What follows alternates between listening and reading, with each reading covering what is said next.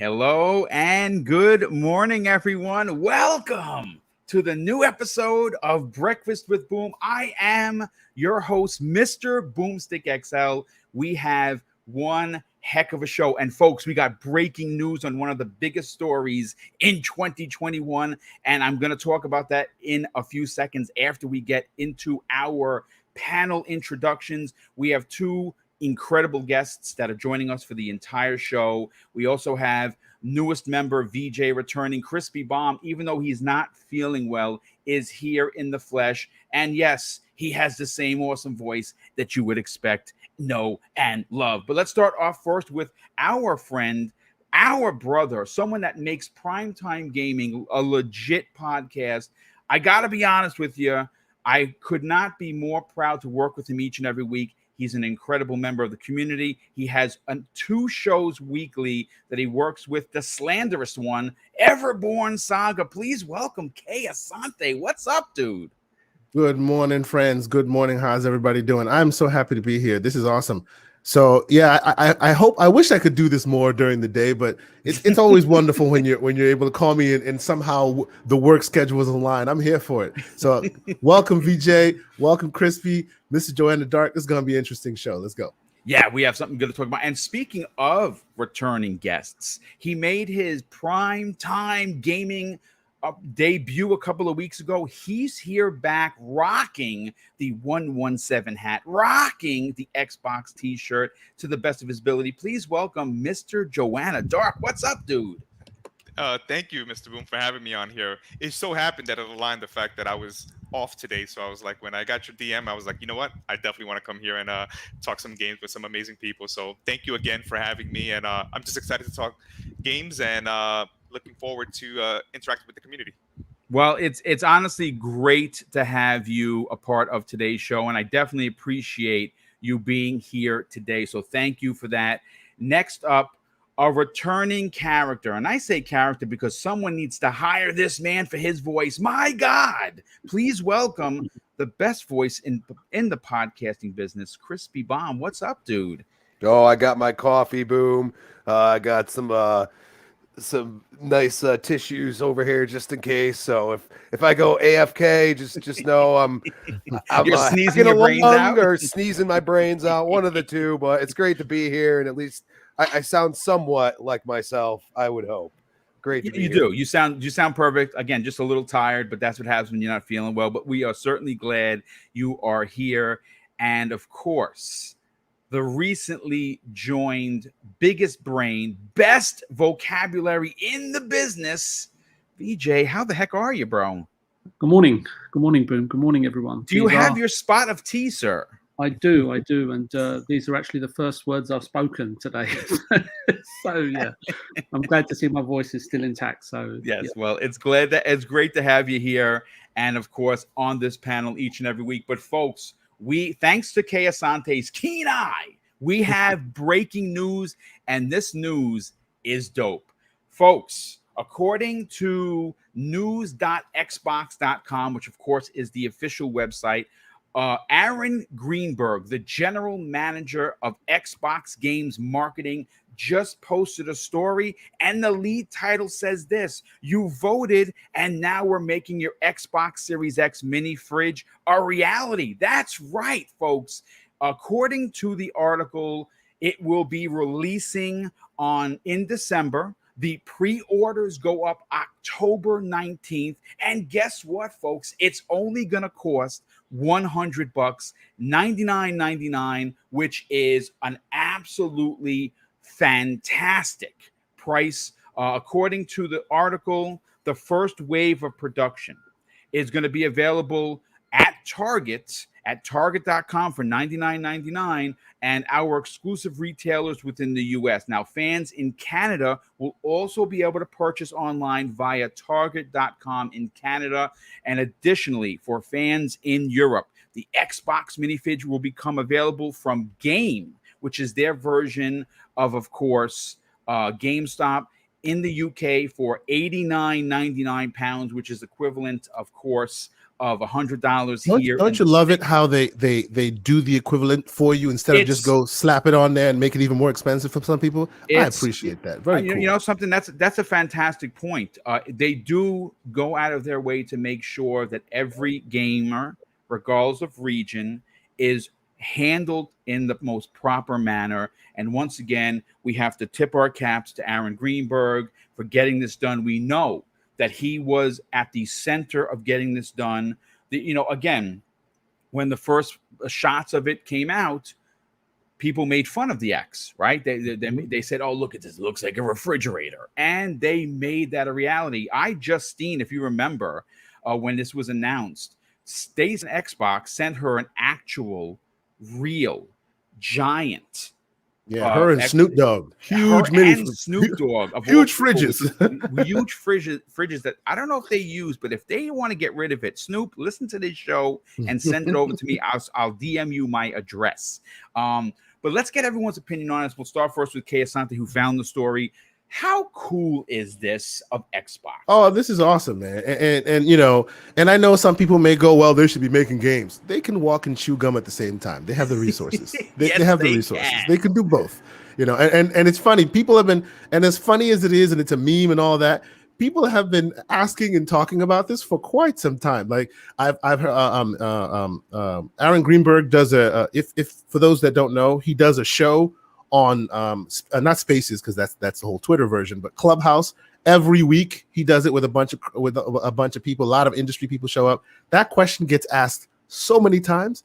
I had a fan fest that I was lucky enough to be a part of. I think I mentioned that a while ago. That's a question that was asked in the fan fest, and every time he goes, "It's coming, I promise, he's coming." So it's not one of those things that they really push for. It was a funny meme. They said they would do it, and people just kept it moving. And I, for one, am excited to buy one, and it's at $99. It's almost impulse buy territory, which is pretty cool. It's good to get the community excited about something. I'm there for it. It looks. You know what? I'm gonna find a picture that I can just throw into the chat, and so you guys can take a look at it. It looks legitimate. Like you're gonna want to display this next to. I don't know how you can. First of all, I'm in a little. Supposedly, it can be on the go. You can put it in your car and all the stuff. Behind me, I don't have the shelves in front of me. I got peacocks. They're majestic birds. That's the missus. That's all on Mrs. Boomstick.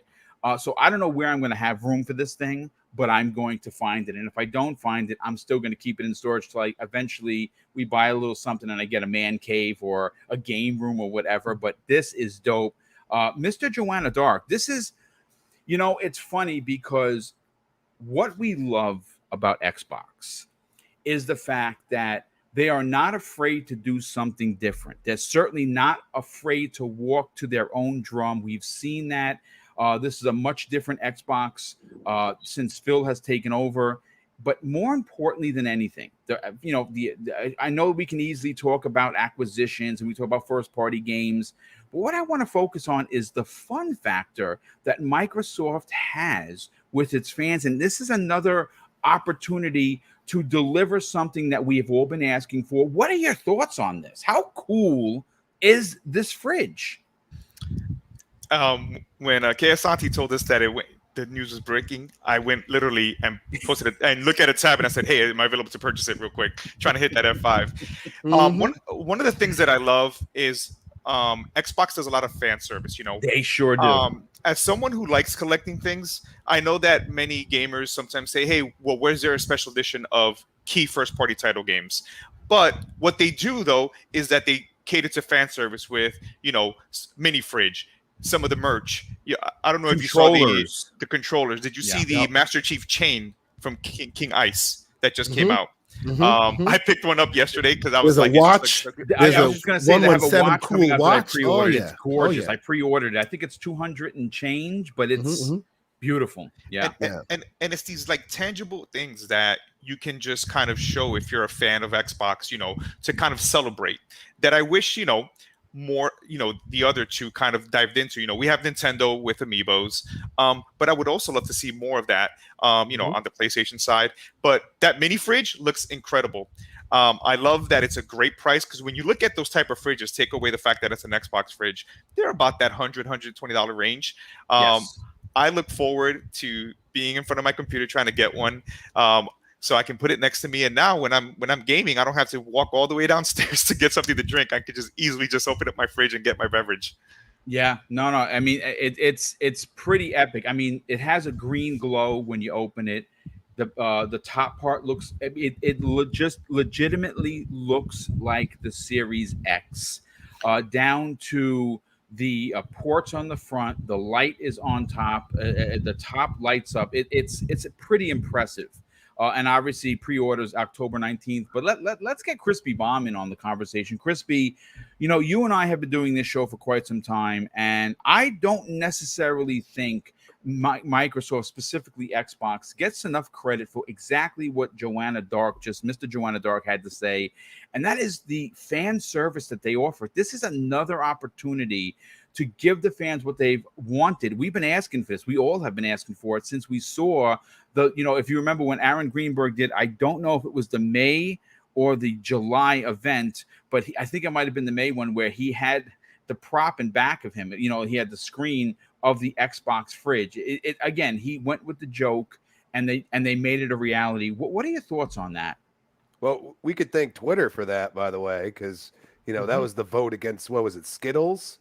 It was Skittles to bring back the lime, which I was actually for, but I wanted the mini fridge more, so I voted for Xbox because Aaron's like, oh yeah, if we win, we'll do this, and it was like a shot in the dark because Skittles is a pretty darn well-known candy, and even when Phil sat down a couple times and Aaron was there, if that was mentioned, you almost had Phil rolling his eyes, which is quite funny because, Aaron's like, yeah, it's going to happen. And Phil's like, yeah, it's going to happen. I think they partnered with Target. I think Target's probably like helping out with keeping these things in stock because $100. I mean, people are going to be buying this for gifts for check it out. Here, I'm gonna put it up on the screen real quick, folks. Take a look. There it is. And real quick, for Target, if you have the Target card, you can save some you save 5%. How you doing, sir? Yes, absolutely. Which is where, and maybe I'm not trying to be like a jerk here. Maybe they give Target card holders an edge on pre-ordering it. I'll take anything, folks. Here's a picture of your mini fridge. As you can see, the light up green when it's open looks identical to a Series X. It's got the light up on top, the actual Xbox logo. They say it holds up to 12 cans. So 12 cans. That's a decent size. Nice. Yeah. So now, see, I'm not a beer drinker. I don't drink alcohol. Personal choice. You can put your Dr. Pepper in there. I will throw some Dr. Peppers or Canada Dry because I definitely prefer the ginger ale. But for anyone else, if you are, let's say, for instance, someone that likes to crack them open, so to speak, this is pretty freaking cool. But let's get VJ in on the conversation. VJ, now, one of the reasons why I absolutely love working with you is, besides having the best vocabulary on any panel you're on, it's the fact that you have experienced gaming from both sides of the coin, both in design and in retail. As a retail guy, let's put on your retail hat. How cool is this? And more importantly, the fact that they've made this, they will figure out a way to make this $100. Is basically just saying, and I don't know who said it. It's almost an impulse buy. I think it was Kay Asante. What are your thoughts on them doing this for the fans? So if I look at it from a marketing and PR perspective, obviously they always have a budget, right, to use, and so I don't know the exact details and how limited this item might be, but if you just want to look at it from a bird's eye perspective, it's a very thoughtful touch, and that surely serves as a pleasant surprise for many. For me, it has, because I had no idea that this was something that was going to be real, and it's definitely going to be great for anyone, right, who's fortunate enough to get a hold of one of these fridges, and it just goes to sort of further cement, consolidate, or crystallize, your personal, or the community's personal sort of bond and relationship and loyalty with Xbox. And depending on your perspective, because obviously there's going to be a mixed reaction to it, as there always is, right? And so sort of depending on your perspective, I feel it's a great Xbox sort of PR machine initiative, something that I don't think we see enough of, and I kind of speak about that openly. But I'm glad there is one, and I'm glad it's something as cool as this, because as I say, it just goes to, for somebody who's just sort of just heard about it just this morning, it sort of goes to sort of amplify, bridge, and augment the relationship between Xbox and its supporters and fans, and something that I don't know if this is just in the US, but something that we know that is lacking, right, in territories besides the US. And so I do hope, as someone probably being the only foreigner that resides in the US, but from a British or European contingency, is that this offer is available in all the territories, right? And that the message, is it from Aaron that you mentioned, that goes out, you know, because I don't know how Xbox handle their Twitter accounts in the European regions, and if it's localized or not in the Asian regions. But I hope it's something basically that fans, you know, worldwide fans of Xbox can appreciate and join in the fun with. So let me give you an update on that.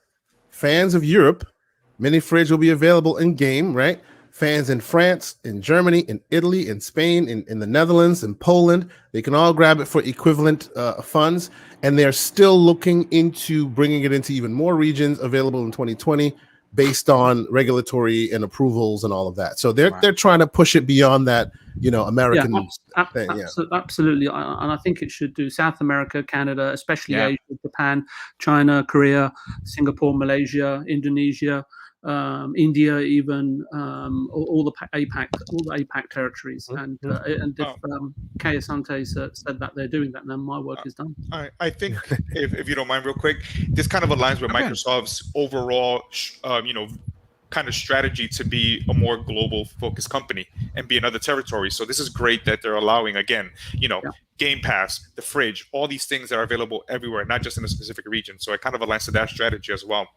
Yeah, no, absolutely. You know, not forgetting an entire region is something that Microsoft has done in the past. And absolutely, Boom, because the one thing that, and this is a compliment to you, why I like being on your show, and is because we often talk about inclusivity, right?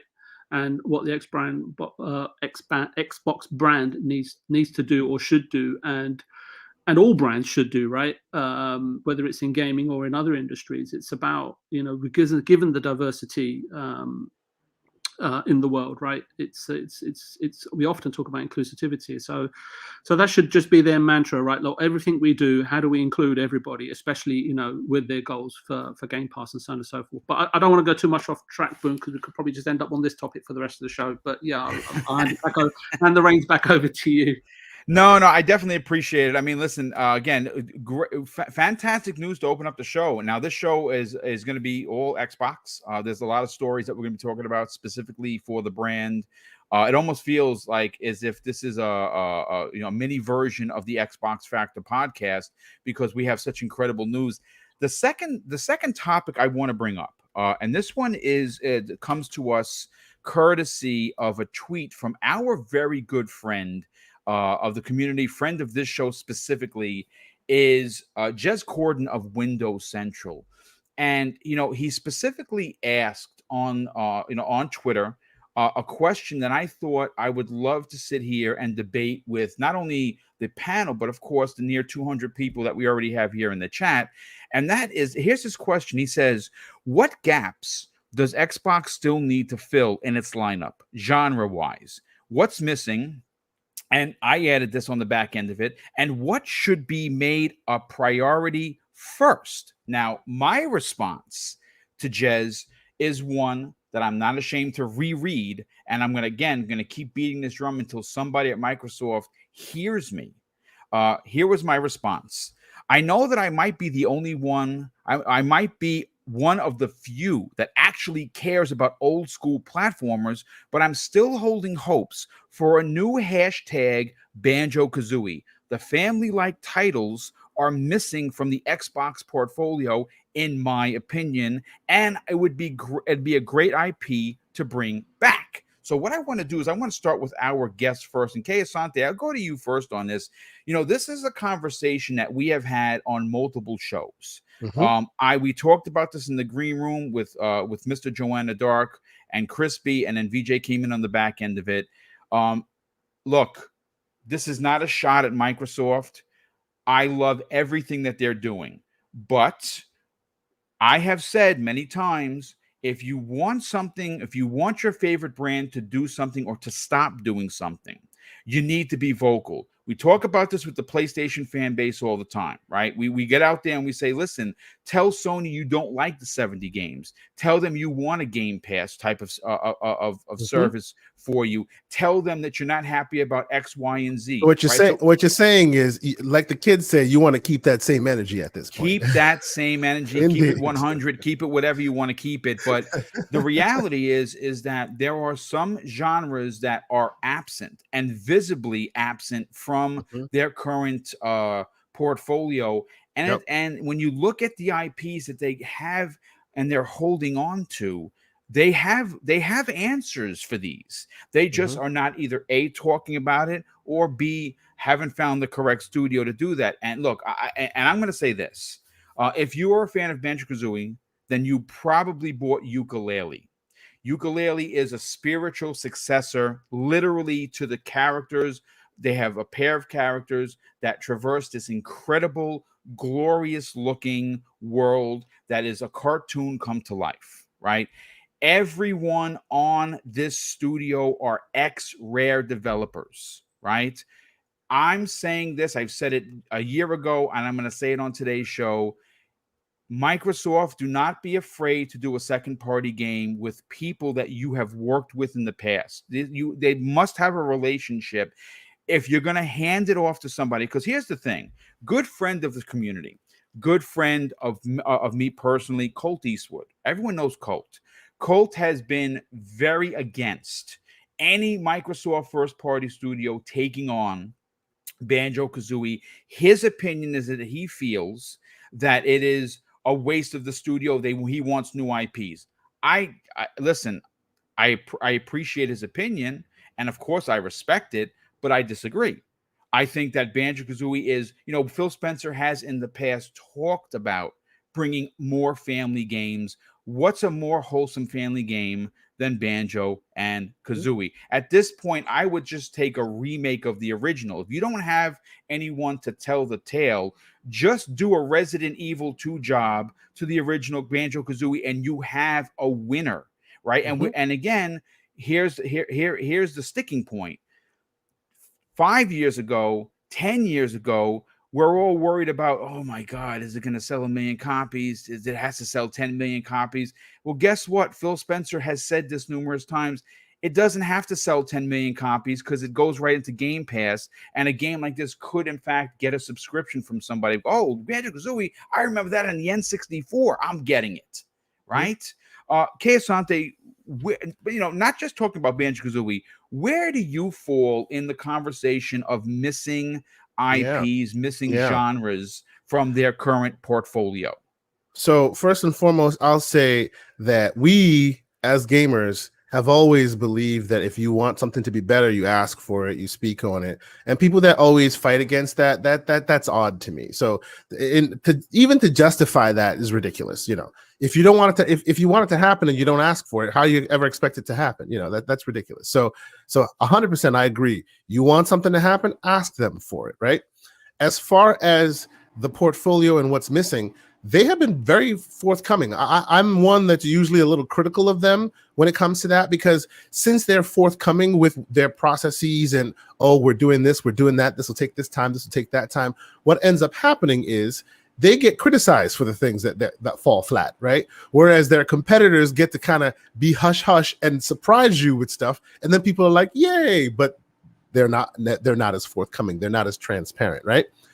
Phil Spencer has been very transparent in saying that they're missing certain key demographics, certain key genres in their portfolio, right? That is absolutely true, right? Absolutely. As a dad with 2 kids who are now of early gaming age, we're trying to find a game that she likes. My daughter's more of age than my son, so we're trying to find a game that she likes. And through certain deals here and there, Game Pass has actually provided a few of that. But it is definitely clear that there is no first-party real effort there yet, And they've said that. And they've said that that's something they need to work on, right? In my opinion, like you said, platformers, missing in that portfolio. They need to work on that. Whether you like it or not is not the point. You can like all the games you want, right? But at some point, if Netflix is all about the Marvel movies, you eventually get tired and you move on. They got to have some other stuff for other people, right? And they know this, and we all know they're building that Netflix of games, right? So, and you spoke on the platformers. I think that's a great idea. There's also a talk of the fighting genre, which is also a good idea. They've come out. Phil has come out and said, you know, him and Matt Booty are still trying to find the perfect developer to keep Killer Instinct going, or to rekindle the fires that were Killer Instinct Studios. I'm sorry about that. Sorry, you know, and now we diverge into diatribes where we go, well, if they took NetherRealm, that would get the fighting genre, and then there's TT Games for the kids, and okay, so they have a lot of IP. They have a lot of sitting there dormant IP with Rare, with a whole bunch, a lot of sitting there. So yes, you know, I see a world in which they get their some of their developers who are obviously developers who would be wanting to do so, right? We've heard Double Fine say no, thank you. Yep, and that is what it is, right? We've heard. By the way, that's sad because if you look at what sad they did, for us though, but it's cool for them. No, they get to say that, and it's no big deal. You know what I'm saying? Like they get to say that in public, and nobody's smacking their hands about it. So that's a good thing, right? Although I agree with you, it's very sad for us because we want that magic, right? But you never know that if their hearts aren't in it, you know, they're gonna possibly ship out something that might not be something to the caliber of Psychonauts 2, which is a damn high clip, right? So you want someone with that energy and that passion that will do that. So as far as asking for what's missing, I think that's a very, very like admirable thing to do. It's all good, right? And they themselves have come out and said that this is what they're looking at. This is what they're trying to fill gaps in, you know? So I don't think this is a problem at all. Now, the idea that, they're wasting their time and they need to focus all the developers elsewhere, they tried this before, right? They tried the second party deals here and there. And what happened? If it doesn't hit the financial metrics that it hits, then they have to move on from it. They lived in a different world at the time. It was a different company, had different leadership, right? Now they live in a new world, right? Different leaders, Game Pass that can cover the cost of some of these experiments, right? So I honestly feel that a year from now, we'll be having a different conversation. You'll see different things come in. And I, for one, hope that they're following the model that I see they're following, which is screw the second party deals. Because every time the second party deal shows up, there's that idea that maybe next time we won't be able to do it because either they want more money or it didn't make enough money for them or whatever. They have so many studios now. Please keep looking, find it, make it first party. You know, eventually Netflix got tired of getting dissed with Friends and Seinfeld, so they started making their own stuff, right? That's where we are here. Microsoft needs to start taking those IPs back in, getting some developers to start making their own stuff. And I, for one, am here for it. Will I play all the platformers? Will I play all the, maybe not. But I love the idea that you will love your platformer and it'll be where I love whatever game I like. And it's all in the same platform. So, you know, it works best for us all, I think. Yes, no, 100%. Absolutely. And you know something, like for instance, take a game like Lucky's Tale, right? Mm-hmm. Now, on the surface, you're like, that's a cutesy game. You ever play that game? I put more hours in that game. Okay. Put more hours in that game than I care to. I really did. I got one better for you. I beat both versions. Oh, you did? From start to finish. I beat the VR version because that's where it started. Right? It was an Oculus exclusive. I beat that one, and my daughter loves the one that's on Xbox, so I played with her. I put many hours into that. Oh, and there he is, the man. What's going on, Big Cloud? How you doing? What's up, brother? What's going on, guys? How you feeling, brother? Thank you so much for joining us. We will come to you momentarily. We're talking about missing IPs in Microsoft's portfolio, but we will come to you in a minute. Touch subject. No. I mean, no, not necessarily. It's actually it's always touch when we break it up. Yeah, no, it's quite an interesting topic because I think that everyone is so far has had a great opinion on it. Mr. Joanna Dark, obviously, you're a diehard Xbox fan, and we have talked about this privately. If you want better, you must ask for it, right? Take nothing away from what Microsoft has done. post E3 2018. It is a comeback kid story of gaming, right?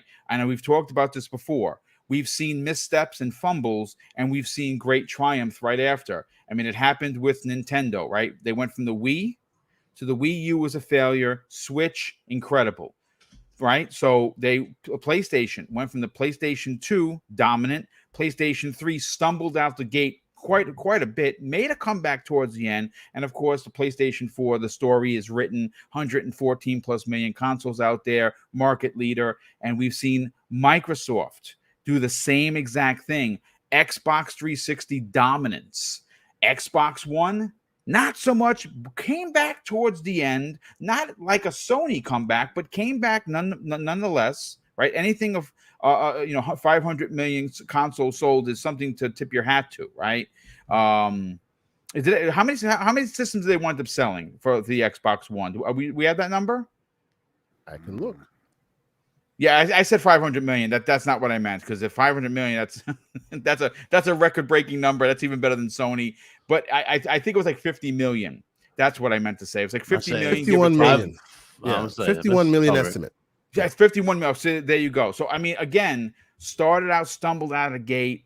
The press was against them. It was a tough go until obviously post E3 2018, where we saw this incredible resurgence of the brand, right? Where do you fall on missing IP? Are you on the banjo train? Does the fan base need the bird and bear to make a return?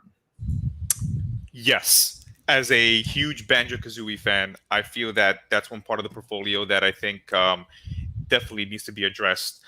One of my favorite mascots as well is Conker. And yeah, someone just said that. As a matter of fact, who said it? Let me just show him out. Yeah. Sour Blow Gaming. Thanks for being here, brother. Yeah. He actually says that Conker, a new Conker game would be great. And I'm sorry, Mr. Boom. No, go ahead. All right. So the argument for Conker is that it can't exist in 2021, and I disagree. I get what Conker used to be, but I compare it to God of War, right? God of War, Kratos in God of War 2 used to go into Aphrodite's and then have these scenes where he had topless women, right? Right. Now we go to God of War 2018 and how that character evolved. I can see a world where Conker can exist in 2021 as something different. It can still be witty, it can still be edgy. And if I had to pick from the studios, I think that Double Fine with Psychonauts 2 would be perfect for Conker. Yeah, that's a fantastic point, because Psychonauts 2 does have some heavy adult themes, right? They have gambling, they have addiction, they have alcoholism, right? And they still managed to put out a game that tackled those tough topics through a comedic way of telling a story. And it's why it's probably going to win Game of the Year in many, many circles. So you are onto something with that, sir. To kind of pitch you my Conker, right? What if instead of being a movie parody, instead, Conker is this new and witty character again, but it's a parody of Microsoft Studio games. And you have Conker going through some Doom levels, Master Chief levels, and so forth. I love it. And I look at Kenna, Bridge of Spirits, right? Amazing game. Still playing that. Cameo. What happened to Cameo? Maybe what I think Microsoft, since Microsoft said they don't have studios to fill certain gaps like fighting games or maybe remasters of certain games, what if they have something similar to what Sony has with Bluepoint that was doing before, a studio that maybe works on these type of games? I know there was this rumor, and correct me, that Bethesda was opening something called the Vault, and it was a team dedicated to kind of working on remasters. What if they have something similar where this team maybe focuses on that to then bring these IPs to Game Pass? Joanna Dark, I don't mean to cut you off, but you have such a point. I just looked at Cameo and I see Kenna, and boy, are they similar. Holy, you're blowing my mind right now, bro. Absolutely spot on. It's funny that, it's our good friends over at the VGC just did an article specifically what the H happened to Cameo. And it's folks, same protagonist, basically. There was a sequel planned, folks. If you don't know, that sequel at Rare, what they were working on the sequel. The problem is exactly what doesn't exist for Xbox is the sales of the game did not hit the mark where they wanted. So they wind up moving Rare over to make things for the Kinect. If you remember that move, and everyone was very critical about that. That's another one. Listen, folks, if you want to play an absolutely incredible IP that has gone long dormant, it was an Xbox 360 launch game. I think it's one of Rare's finest because of its originality. Play that right now. It is a stunner still to this day. It still looks good, and it's a game that, great point, Mr. Joanna Dark. Fantastic. And then, I love how Microsoft has done different genres with Gears, Halo Wars with Halo, to kind of diversify maybe or more IPs. What if we had a Blast Corp type mode in Forza? Where it could be, kind of the Lego kind of geared for kids. Have some Minecraft characters. I know we were talking before the show about a kart racer. What if you do it in the vein of Vigilante 8? That kind of, gritty, kind of realistic, where you just have this car combat. For me, Halo-wise, I would love to see beyond just an RTS. I would love to see one that explores, some of the characters, maybe this, some of the Spartans, but in a kind of Mass Effect style, but more linear approach, where you get kind of, I wouldn't say dialogue in the sense of choices, but more third-person kind of RPG elements. And I think these are some of the ways that they can kind of combat, bring back Lost Odyssey. I know that one of the key things, of course, we've been discussing and everyone's been discussing about Japan and bringing a lot of Japanese kind of focused games to the platform. Maybe you don't need to wait for Square or all these other, like, Nippon Ichi to kind of come. Why don't you start creating some of these so you can fill some of those gaps for people that do want JRPGs and want that kind of Japanese influence type of games? With Tango, you can start building through that. But these are some of the, JRPGs, platformers, expanding on some of the current IP, not just Halo and Gears, and kind of bringing these different genres. You've seen with Minecraft Dungeons. Maybe take Minecraft and take that IP in a different route and make something else for kids. And, like me, I have a daughter as well, and she's in the age of gaming. And sometimes, there's not many things that cater that I can play with her on Xbox versus, me turning on the Switch and playing something that we can definitely play together. Yeah. No, I mean, listen, you make a tremendous point. I think what's interesting and what gives me hope that our cries, if you will eventually be heard or be answered is the fact that Phil Spencer specifically has talked about Banjo. He specifically has talked about bringing back Killer Instinct, looking for a team. Now, again, if that team just so happens to be, NetherRealm Studio, Ed Boon has already said that he wants to work on one. I don't know. I mean, I think it's a great fit. Again, they'd have to probably own the studio, and we're not going to get into, running down that deep, dark path because, we know something is coming, but we will talk about it when that day happens. Before I get to Crispy Bomb's opinion on this, I got to thank a couple of people. We had actually three. I got to go back and get the first one that was dropped in there. I believe it was a $2 super chat. I will get who dropped that. We have Just Lewis, who drops an outstanding £5 super chat and says, just finished off Psychonauts 2, my game of the year so far. Great panel as usual. Love listening to VJ and his T-licious vocabulary. Yeah, wow, that's awesome. Thank you so much for that. Mr. Joanna Dark himself on the panel still drops a $5 super chat and says, I want to shout out to today's guest. And of course, Mr. BoomStick XL, thank you for that. He also says, don't forget to go and vote for him at the TGA Future Class 2021. Yeah, folks, listen. Damn right. I have gotten an incredible amount of people that took pictures and sent it in there. And last week, BitCloud had made his announcement that he was throwing his hat in the ring. And man, is absolutely well worth the vote. Something happened that was a little distasteful for him. That someone said something very racist. He was reported immediately and blocked, and hopefully he has account. Listen, folks, this is gaming, right? Let's please leave race out of it. Just be a gamer. Just a gamer. Please do not bring race into it. That is as low class, I think, as you can get. It was disgusting. But of course, I came as brothers do. Came to his defense, and I think everyone should. Look, I'll say this. Moving away from the race stuff because it's a very, very touchy subject. My brother's African American, so my wife's Puerto Rican, and I'm a shake and bake bag. So I love everyone. I think it's my upbringing, which is why I am the way I am. But I want to say this in regards to what Jeff Keighley is doing, and we'll get back to the topic at hand. This is incredibly amazing.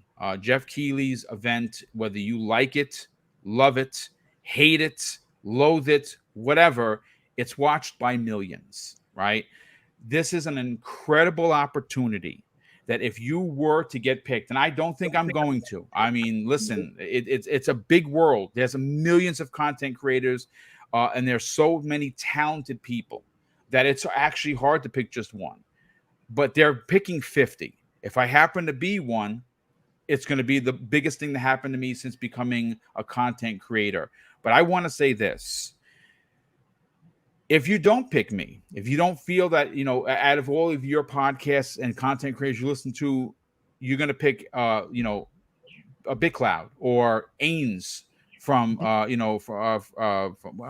the Bitcast. Season Gaming. Or you're going to pick Mr. Badbit, my younger brother from, of course, the Trophy Room, or even none of them. If you have a podcaster, a content creator that you really enjoy supporting, I urge you, take 10 minutes to fill out the application for them to be nominated. Whether they get nominated or not is irrelevant. The fact that you took the time to want to put their name in the hat is worth its weight in gold for us. Like it really is something special that someone would take 10 minutes, 15 minutes of their day, fill out the application, which is a bit lengthy. I'm going to be honest with you. They want pictures, they want names, they want it all.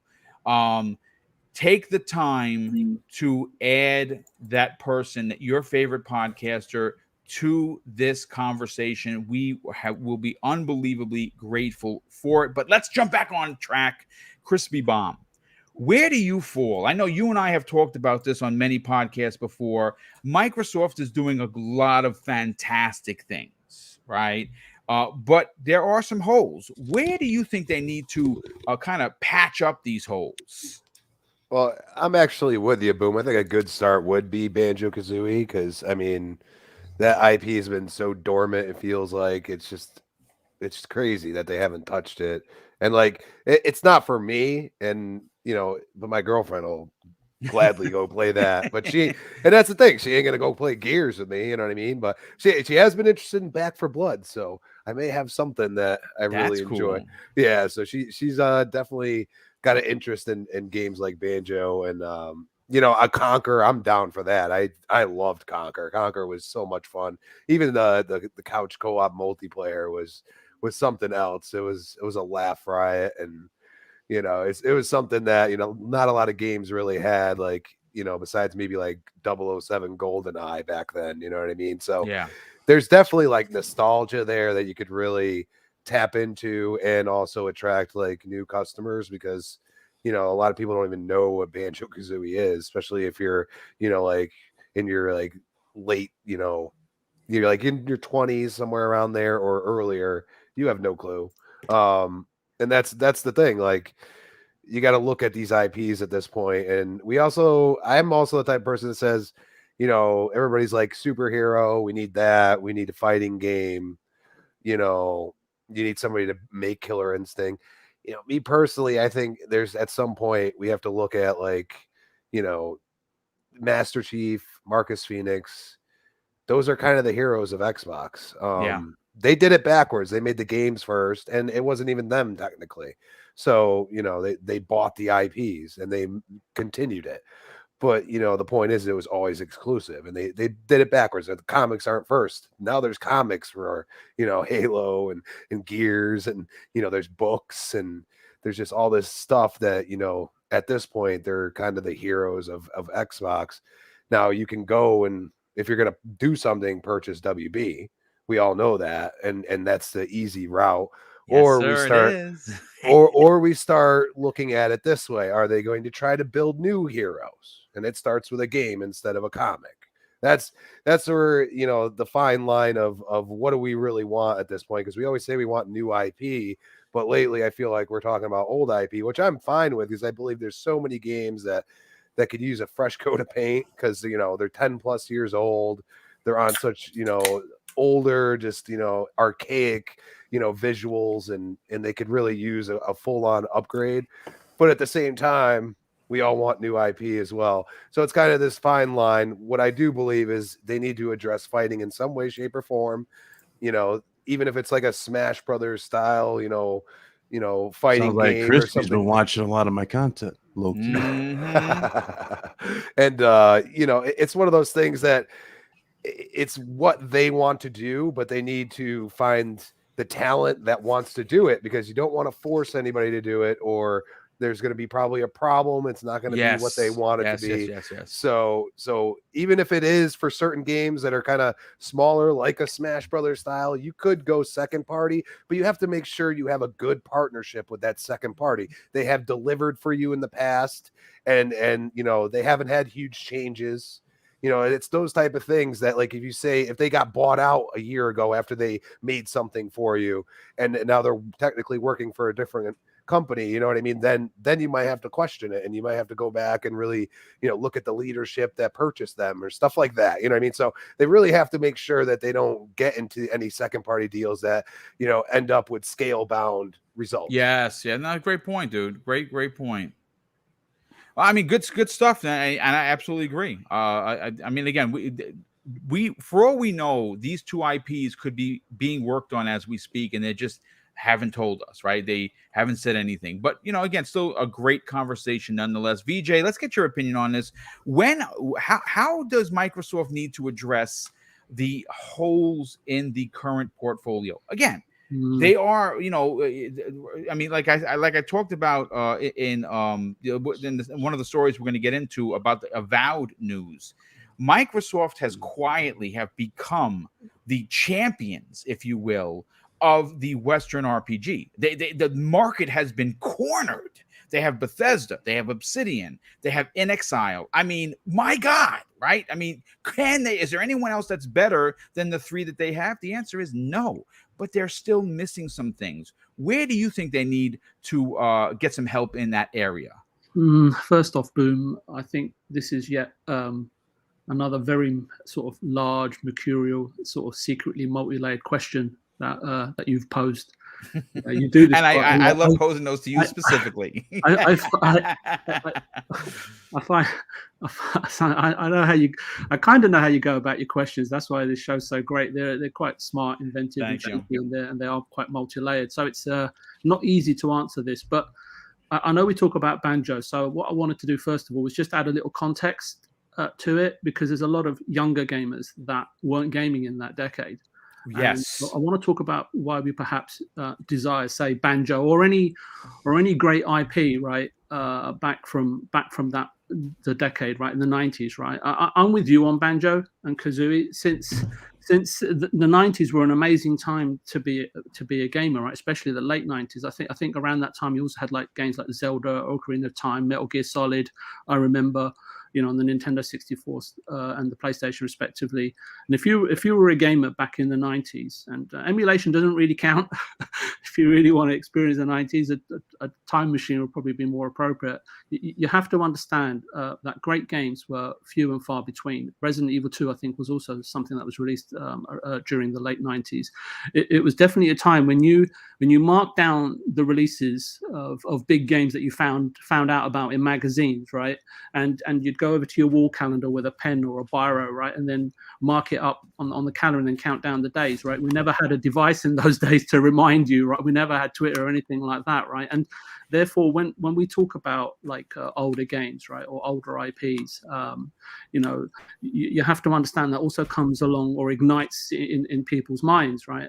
Memories, right?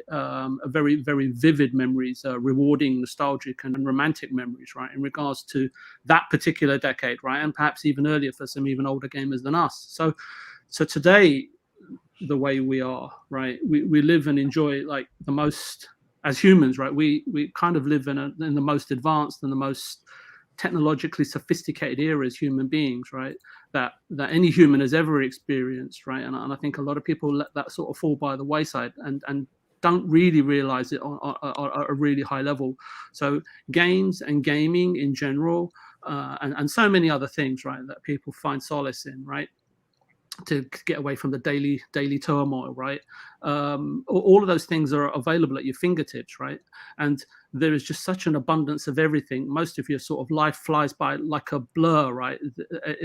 There's that much entertainment. That's why sometimes I struggle, right, between this decade we're in now and back in the 90s, right? So in mentioning all this sort of thing, right, there's going to be a hunger, right? And there's going to be a lot of talk about something like Banjo-Kazooie, which was, let's be honest, it was a game that came out of left field. It caught me by surprise, and I think it caught the industry by surprise, and it caught the population, the gaming population at that time by surprise, as did Donkey Kong Country and even GoldenEye from Rare.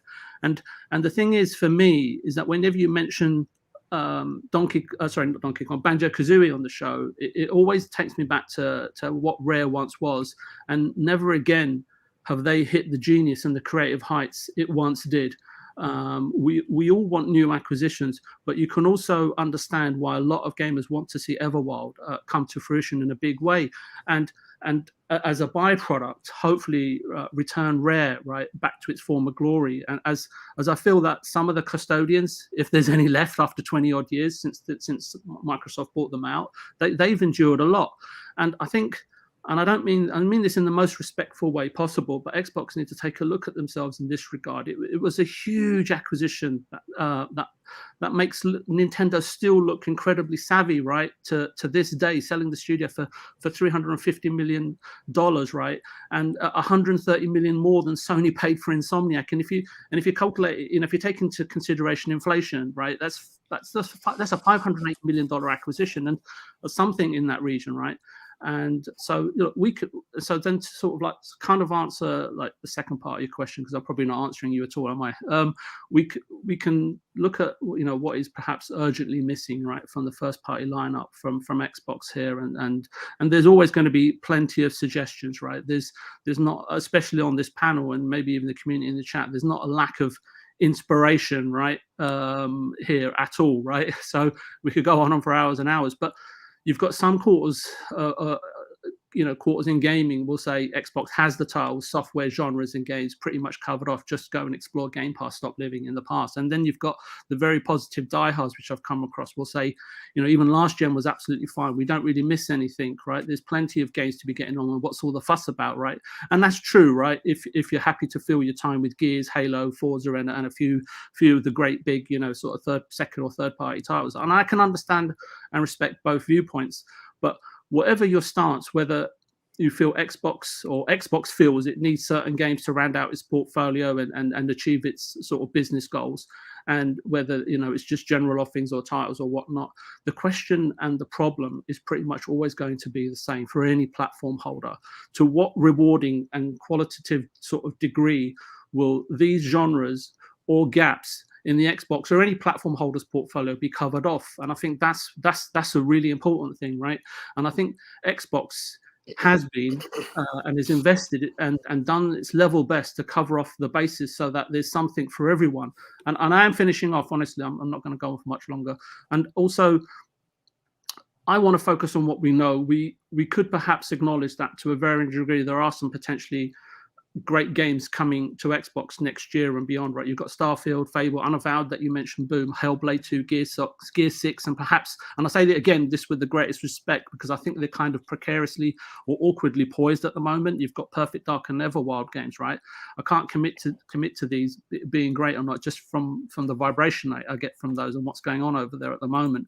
But as we've discussed before on this show, Boom, right, even prior to these systems launching, we pointed out that, this upcoming next gen, this was last year, right, looked fantastic. Nintendo, Xbox, Sony, the way that they're all geared up or all poised, they're all offering fantastic gaming propositions you won't find anywhere else. On a personal level, as I say, I'm with you, Boom, on Banjo-Kazooie, but I don't know anyone at Xbox who will be willing to champion this sort of title, right? And I definitely wouldn't want it to be an outing like Battletoads.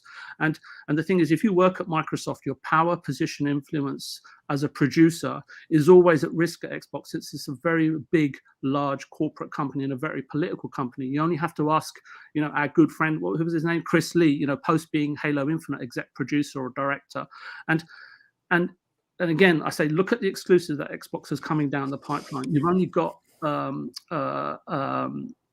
you've not only got a choice of such a sort of an array of great games, and again, it's down to your subjective, and it's down to how you perceive the situation. You can look at it and say the cup is half empty, or you can say it's 3/4 full. With or without Banjo or a superhero game or a shiny new acquisition purchase or whatever you want to call it. But if I truly want something different, I will purchase content for my Switch or pick up a PS5 if it's ever available again. And because it's just hardware, and everyone as an individual has a love for many studios and their games. And some of these studios that don't belong in the Xbox family, I'd sort of have a time-honored distinction about them that produce great games we all want to experience. So. I think Game Pass offers a huge variety of content, but if there is something missing, you're only going to have to pick up another plastic box, right, to enjoy what you're missing. Yeah, no, I mean, great points as always, no doubt about that. BitCloud Gaming, let's get your opinion on this. Where do you fall on games being missed in the portfolio? So this is something we talked about multiple times, right?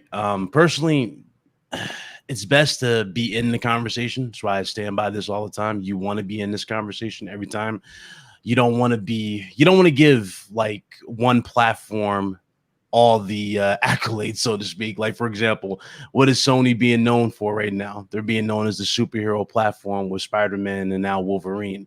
You definitely want to insert yourself in the conversation of some sort. Why not see Spawn come to Xbox? Why not Batman? You know what I'm saying? They need to be in that conversation. So when you go to other like genres, whether it be like counters to Kenna or whatever, you know what I'm saying? You need to have counters. So personally, they definitely need to be in that conversation. And it's going to take time. It's going to take time. But I understand a lot of people get upset when we say this, but it is the truth, though. You need to be in that conversation. The more, like, it's all about incentive. If you have one platform that's offering something that's clearly not available on your side, then nobody's going to look at your side the same versus that one. Yeah, it's that simple. Absolutely. And again, this isn't taking digs at either of the studios. We know that Sony does celebrate their older characters. They have brought characters back. They continue to make new games based on older characters. And not saying that Microsoft isn't. Folks, we're getting a new Fable and a new Perfect Dark, which is amazing. We're still seeing a new Halo that's coming out this December. Forza is still, obviously a contender, and we're getting Horizon. But that still doesn't take away from the fact that, for me, two of the biggest missing icons are X-Rare games in Killer Instinct and, of course, Banjo-Kazooie. And we know that Rare doesn't want to do them. And Microsoft is not in the business of forcing studios to do said game. You want a studio to take on an IP that's excited for that said studio to do, right? Kind of makes you wonder, though, Boom. Do you think low-key that they'll make a studio where it's all about remaking / classics? You know, well, someone actually had made. It's funny you say that, because there's been some talk about what we want is a Blue Point-esque studios like Sony has, right? There is something, I believe Kay Asante said, that Bethesda's making something called the Vault, right? That was at the beginning of the acquisition. There was conversations that they were creating a sub company called the Vault, and some of their studio heads would funnel people into that space to be their ninja team, aka what PlayStation has. Right? We haven't seen it come to fruition, but there was little dribs and drabs of information coming out during that time. So I mean, it could, So I mean, it could happen, but I agree with you, Big Cloud. I would love to see that happen. And again, there are some second party companies out there, like Playtonic, who made, obviously Ukulele, which is a spiritual successor to Banjo. That team is almost comprised of all X-Rare developers. And I guarantee if you went to the head and say, hey, listen, here's a bag of money, take as much time as you need, but we want you to design a Banjo-Kazooie, I think it can get done. And like I said, even if you wanted to simply just remake the original Resident Evil 2 remake style, I'm okay with that. Give me the bird and the bear. I don't care which way you give it to me, whether it's a new tale that we don't know about, or the fact that you're just going to remake the original in the best way possible. I'm good, folks. All you have to do is look at when Banjo-Kazooie was announced for Smash. I've watched many of those announcement videos, and there are people crying. There are people jumping up, throwing chairs. It was a big deal, and obviously proved that there is a want for Banjo-Kazooie. As a matter of fact, Banjo-Kazooie, the OG one, is available in that new service on Nintendo that's coming out soon for the N64 games. There is room for him, but let's get Dreadpool's There was another conversation. Yeah, I'm sorry, again. Oh, no, you're fine. There was another, I'm glad you brought that up, because remember, that was the same conversation we had for Crash Bandicoot. Remember how everybody was uncertain that was going to sell, was going to be well received, and then what happened? They came out on the stage, they had that custom Crash Bandicoot-esque effect for the screen and whatnot, and everybody went crazy. So clearly, old school platformers and, of course, old school games like this would definitely sell, and this is something people want to see. But again, you only can hope and pray that they listen and bring those type of games back. Really, Killer Instinct is something that's been constantly talked about, and Sony's got something up their sleeve since they bought Evo. Yes, I wouldn't be surprised if Capcom struck a deal with Sony. You see how close they've been at the limit, especially with Resident Evil. I would be surprised if something big happens with Street Fighter, and they do that for the Evo tournament and the Capcom Cup, so to speak. So I would love to see them jump on board, but that's it. I mean, obviously, again, Street Fighter 5, not a great selling game originally on PlayStation 4.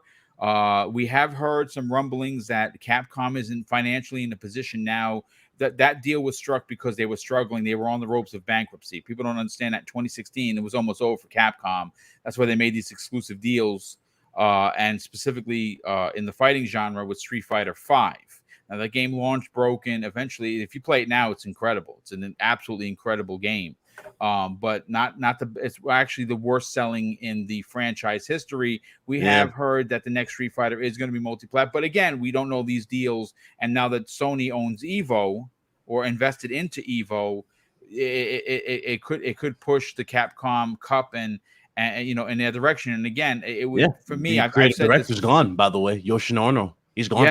Yes. So I mean, again, I've said this before. They have basically conceded the fighting genre to Sony, and if we talked about to open the show, if the System Works Arc System Works is purchased and is that Japanese studio that they're talking about of acquiring, they make two incredible fighting games.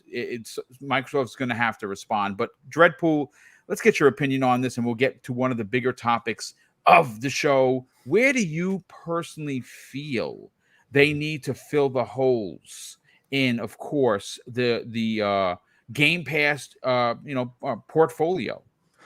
First of all, good morning, everyone. What's up, brother? How you doing? Good. All right, I'm going to throw something out there.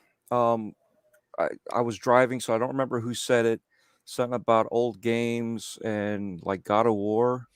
So let's put two games out there, right?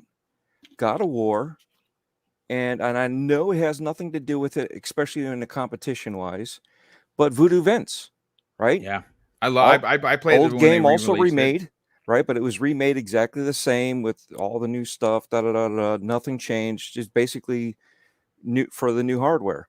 Then you had God of War that was remade from the ground up, totally different. Both old IPs, right? Yeah. So when you have stuff like that, you want to see progression, right? So Voodoo Vince obviously didn't do as well, but it did okay.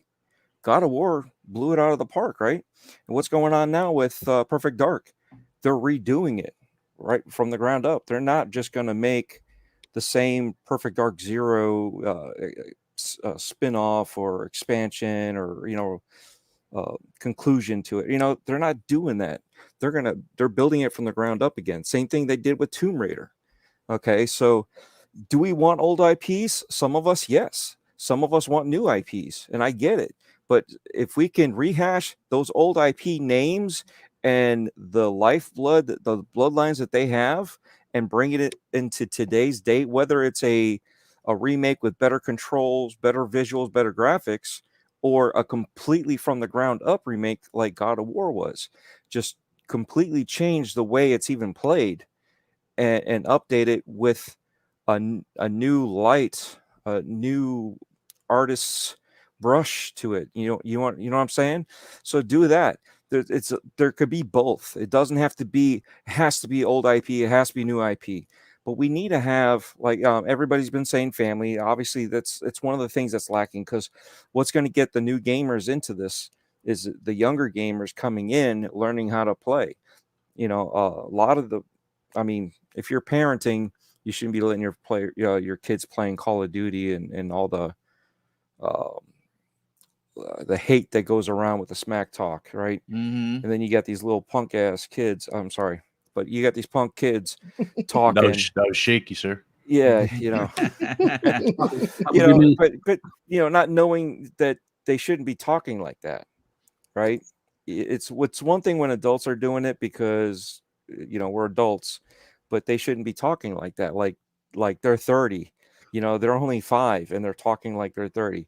So there's the thing there, but you got to have games for those kids to be able to grow up and get into it. And obviously they're going to have better games than what we grew up with. Right now, here's the other part is we need, I don't know, more variety of games, just in general variety, right? And everybody's talking about all these platformers. You know what? The one game I wish, and I know it'll never come back, it'll never come this way, is Diddy Kong Racing. We need a kart racer. Yeah. And Diddy Kong Racing was great because it wasn't just a kart racer, it was a flying racer too, mixed, molded with both, and different routes to the same finish line. But something like that, we haven't had a Mario Kart-esque racer since like what, Joyride, when you could use your avatar. Yeah. So I figured, like I said, everybody's talking about family stuff. That's slightly family, but not really family. But at least it's family friendly. Kids can come up and play and learn, and they might not get into Forza. They might not be into Forza Horizon, but at least something like that they might get into. It's something that you can play with your kids. It's also something that adults play heavily when they want to play something like that, right? Because everybody's all about Mario Kart 8. Everybody's all about the old Mario Karts because everybody's, this is my favorite version, right? We still talk about Mario Kart. Mario Kart's still a thing. Then you have the party games, whatever happened to Fusion Frenzy, right? That kind of died off on the second one. But Mario Party's still rocking it.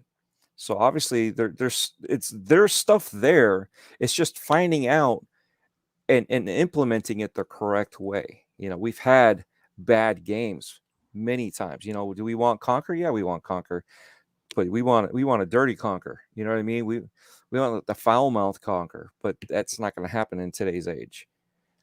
But it could be done. If we were talking, it's funny, we were talking about that, and Mr. Joanna Dark had actually brought up a good point that it could be done if they wanted to do it by Tim Schafer's company, Double Fine.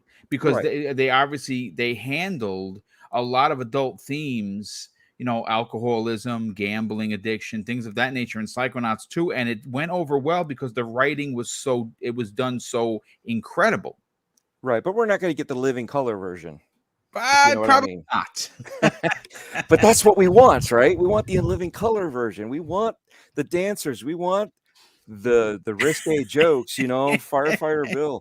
We want that stuff, but that's us old timers, right? These other kids are looking at it when you're talking about Homie the Clown. and you throw that out there, and they look at you like he is reaching. Seriously, when you like, Homie, don't play that, and you're like, What? Oh boy. You know, and you're like, what are you talking about? You Homie the Clown? And they're like, I don't know what a you're living talking about. in Living Color was leaps and bounds way ahead of its time. Some of the best on TV comedy. People are probably, there's people in this audience right now. We have over 300 people here to be like, what the hell are they talking Don't about? know what the heck you are talking about, Oh good yeah, sir. heck, I'm sorry. Some of us do though. Some of us with the grays, we know exactly what you're talking We about. certainly my friend. do. The golden era of television. You throw those Indeed, lines sir. out. Indeed. You throw the lines out there, and you know the kids are like, huh? Exactly. I don't get it. And you're like, what do you mean you don't?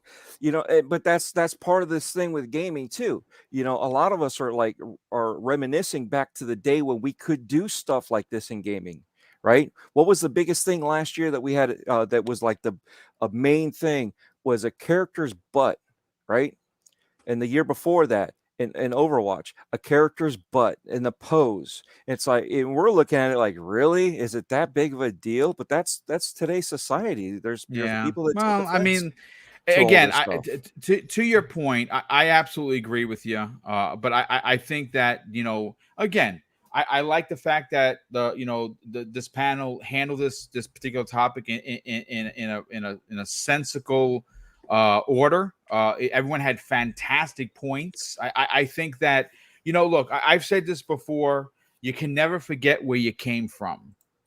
You know, never forget the past and only look at the future. I think you're making a mistake. I will say this publicly. I'm not saying that Microsoft's making a mistake, because they did bring back 2 monster IPs, one of which Fable. That's I mean, come on, that's amazing. Perfect Dark is another one. It's a bit of a conundrum, right? Who would have thunk it that they would bring back Joanna Dark, right? She's only had 2 games.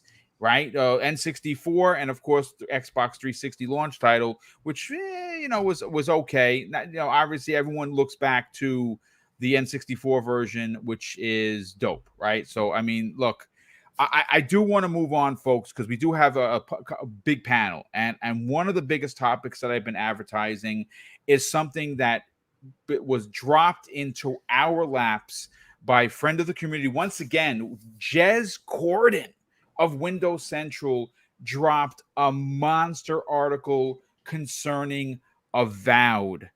Obviously, Avowed is the new IP from Obsidian. It is, according to the article, it's the Outer Worlds meets medieval fantasy. And according to the story that I pulled from Windows Central and handsomely written by Jez Corden, there are some exciting things happening for Avowed. And we're going to get into that.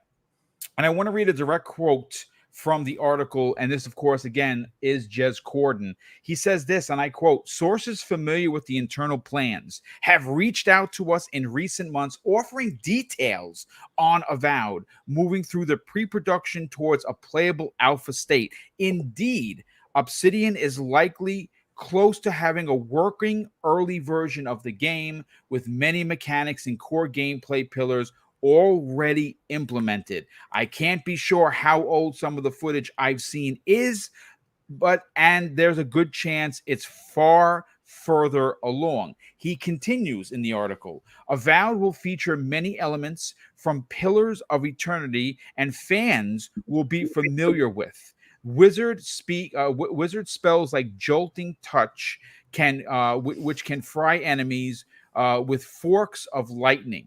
Will be present in the game. Two-handed spells like fireballs are conjured using complex-looking hand gestures, but enemies will, of course, be in a storm of magma and fire. I also saw status effect spells like I believe it's Fedit, Karis, in burning enemies with corrosive poison." Now, here's a couple of more quotes from the incredibly written article by Jez Corden, which, of course, I'm going to get everyone's opinion. He says this, weapon enhancements seem to be a big feature here, too, with magically enchanted swords and frozen arrows as examples.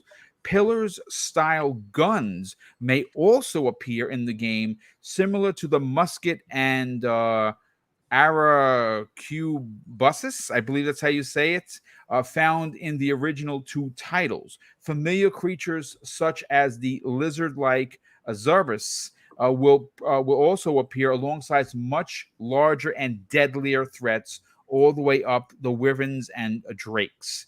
The last part of the folks, I added this article to the show notes, so if you want to read it for yourself, as soon as this uploads into YouTube, you can click on it and give Jez's article a read. It's definitely worth your time, especially if you are a fan of this genre and looking forward to Avowed, which of course is an Xbox Series exclusive. He says this finally: the combat seems to be more loadout based than Elder Scrolls, which gives you mountains of spells in a gigantic list.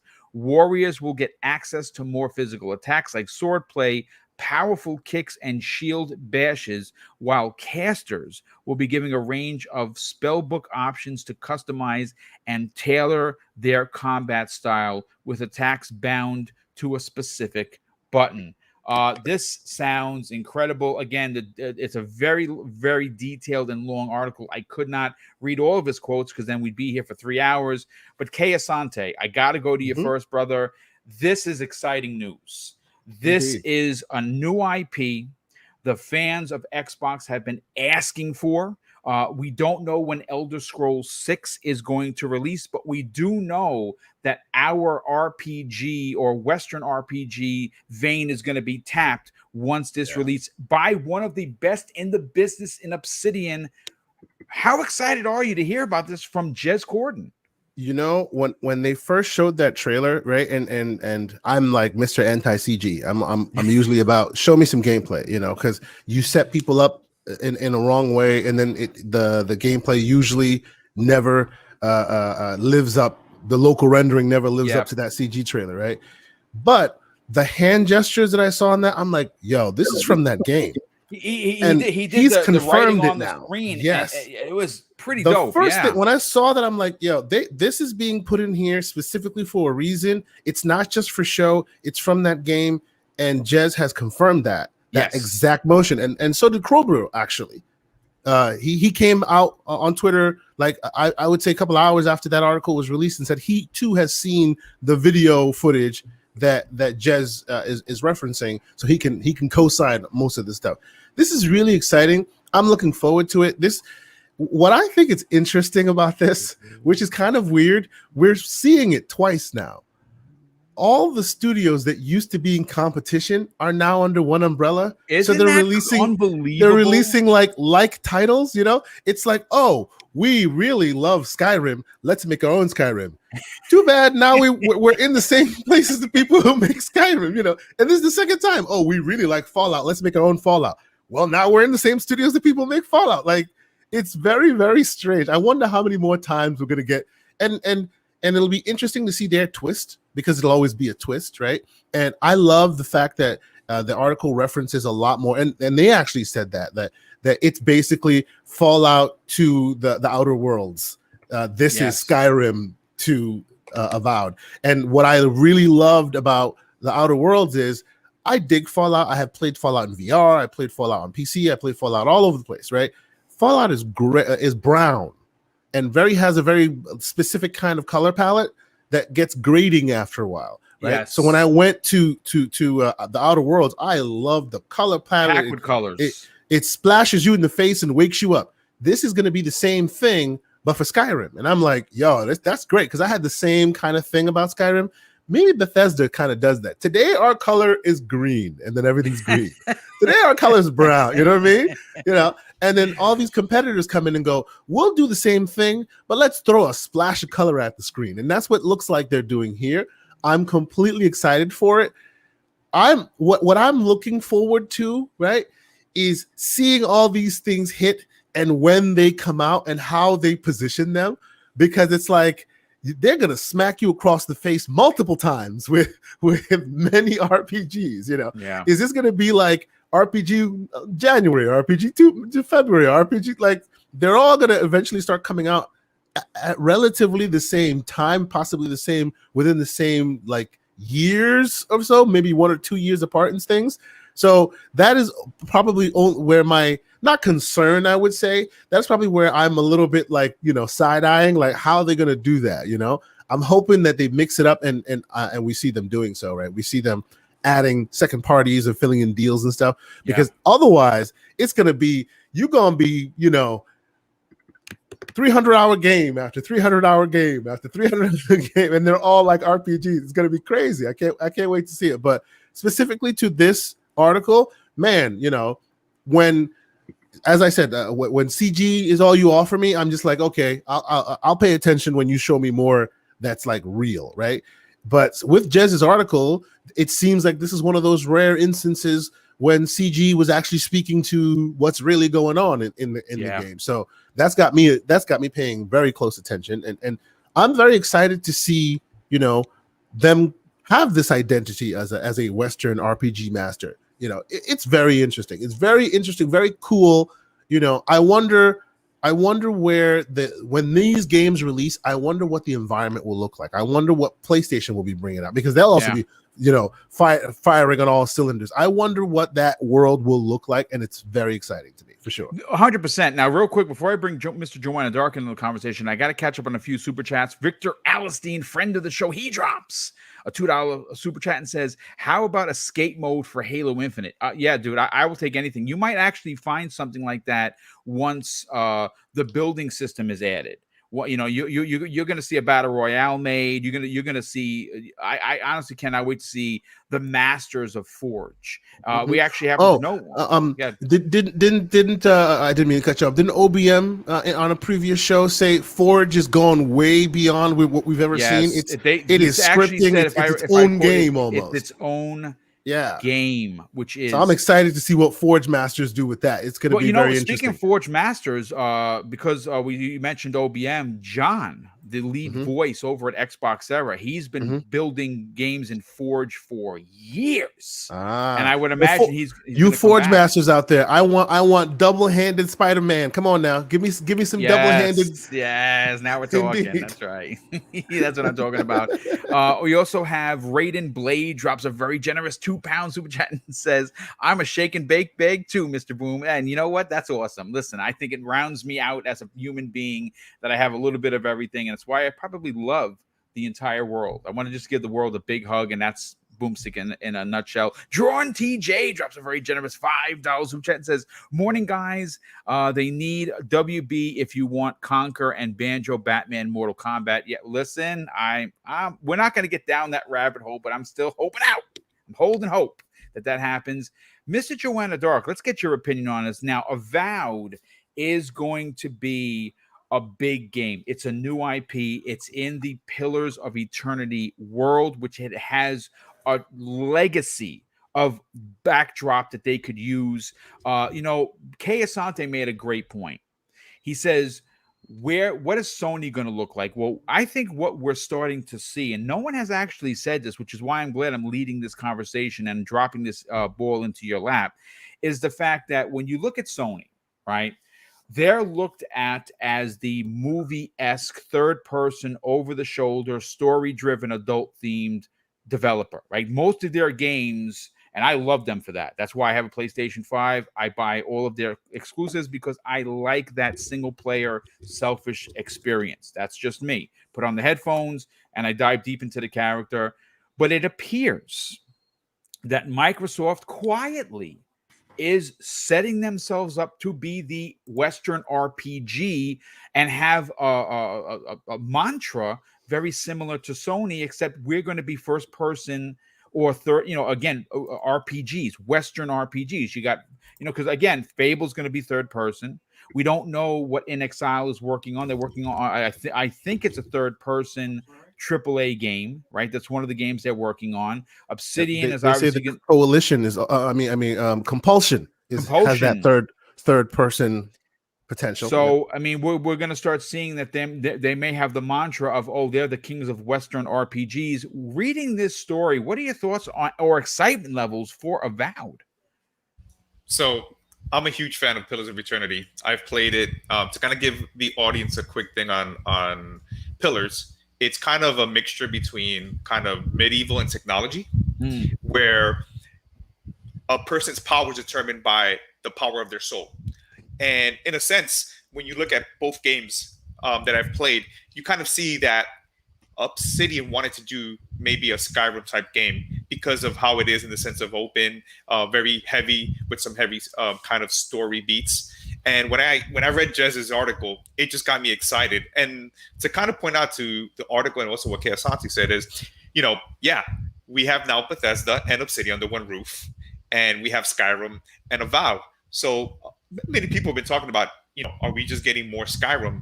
But one of the things that the article mentioned that it's more akin to the Outer World. So in a sense, I would love for it not to be fully open world, but kind of be contained within those worlds where you can still explore, and a little bit more tight narrative similar to the Outer Worlds. And in a sense, it differentiates itself from Skyrim, where Skyrim, you have a story, an overall story, but it's more about you making the story as the player that you're playing. So what has me excited about Avowed is when I saw that trailer and I saw that sign, it reminded me of kind of like a little bit of, Full Metal Alchemist kind of, anime style, since I'm a big anime fan, and that sword. And I just wanted to, unfortunately they cut and that, you didn't know what was coming out of there. This is one of my anticipated games when it comes to Xbox because Pillars is a key game to me. And I just think that in the world, that the fact that it's based within the world, I want to see much more of the combat. I want to see, are they going to put dialogue choices, which is something, that, Obsidian is known for, and kind of how does it translate from the original Pillars where it was very text driven, very story heavy? How does that translate into a first person kind of, view and kind of overall different gameplay? And the other thing on Avowed is the fact that, I just, I think Obsidian just always is out of the park, and it's not a bad thing to get more of the same. I think they are going to infuse their own personality into this game. No doubt about it. They're definitely. Well, again, we're going to see. Obviously, we are already comparing it to Bethesda's own, right? Skyrim, right? We feel again, it's probably going to resemble it. Though I think you're onto something. I think the game is going to take up its own identity for sure. I've never played Pillars of Eternity. I've heard of the game. I didn't have a PC to play it. Now you can probably, you can get down with it. But see, for me, it's going to be a new experience. Which again, I'm absolutely open for. Let's get Crispy Bomb. Crispy, this is a new IP. This story from Jez Corden opens up the light for a lot of what people didn't know this game was going to be. It looks like it's going to be a monster type title, and it's going to be Bethesda at their Obsidian at their absolute finest.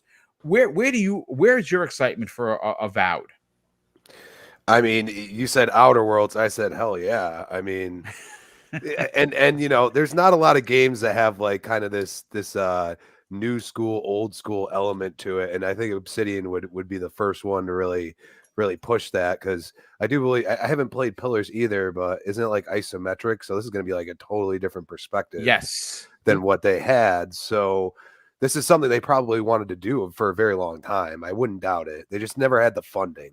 And that's the one thing that's scary, is that Obsidian has really made some amazing games and really had probably been cut short many times on what they were capable of doing, what they can do, the graphical power and everything else, involved in certain titles they've done.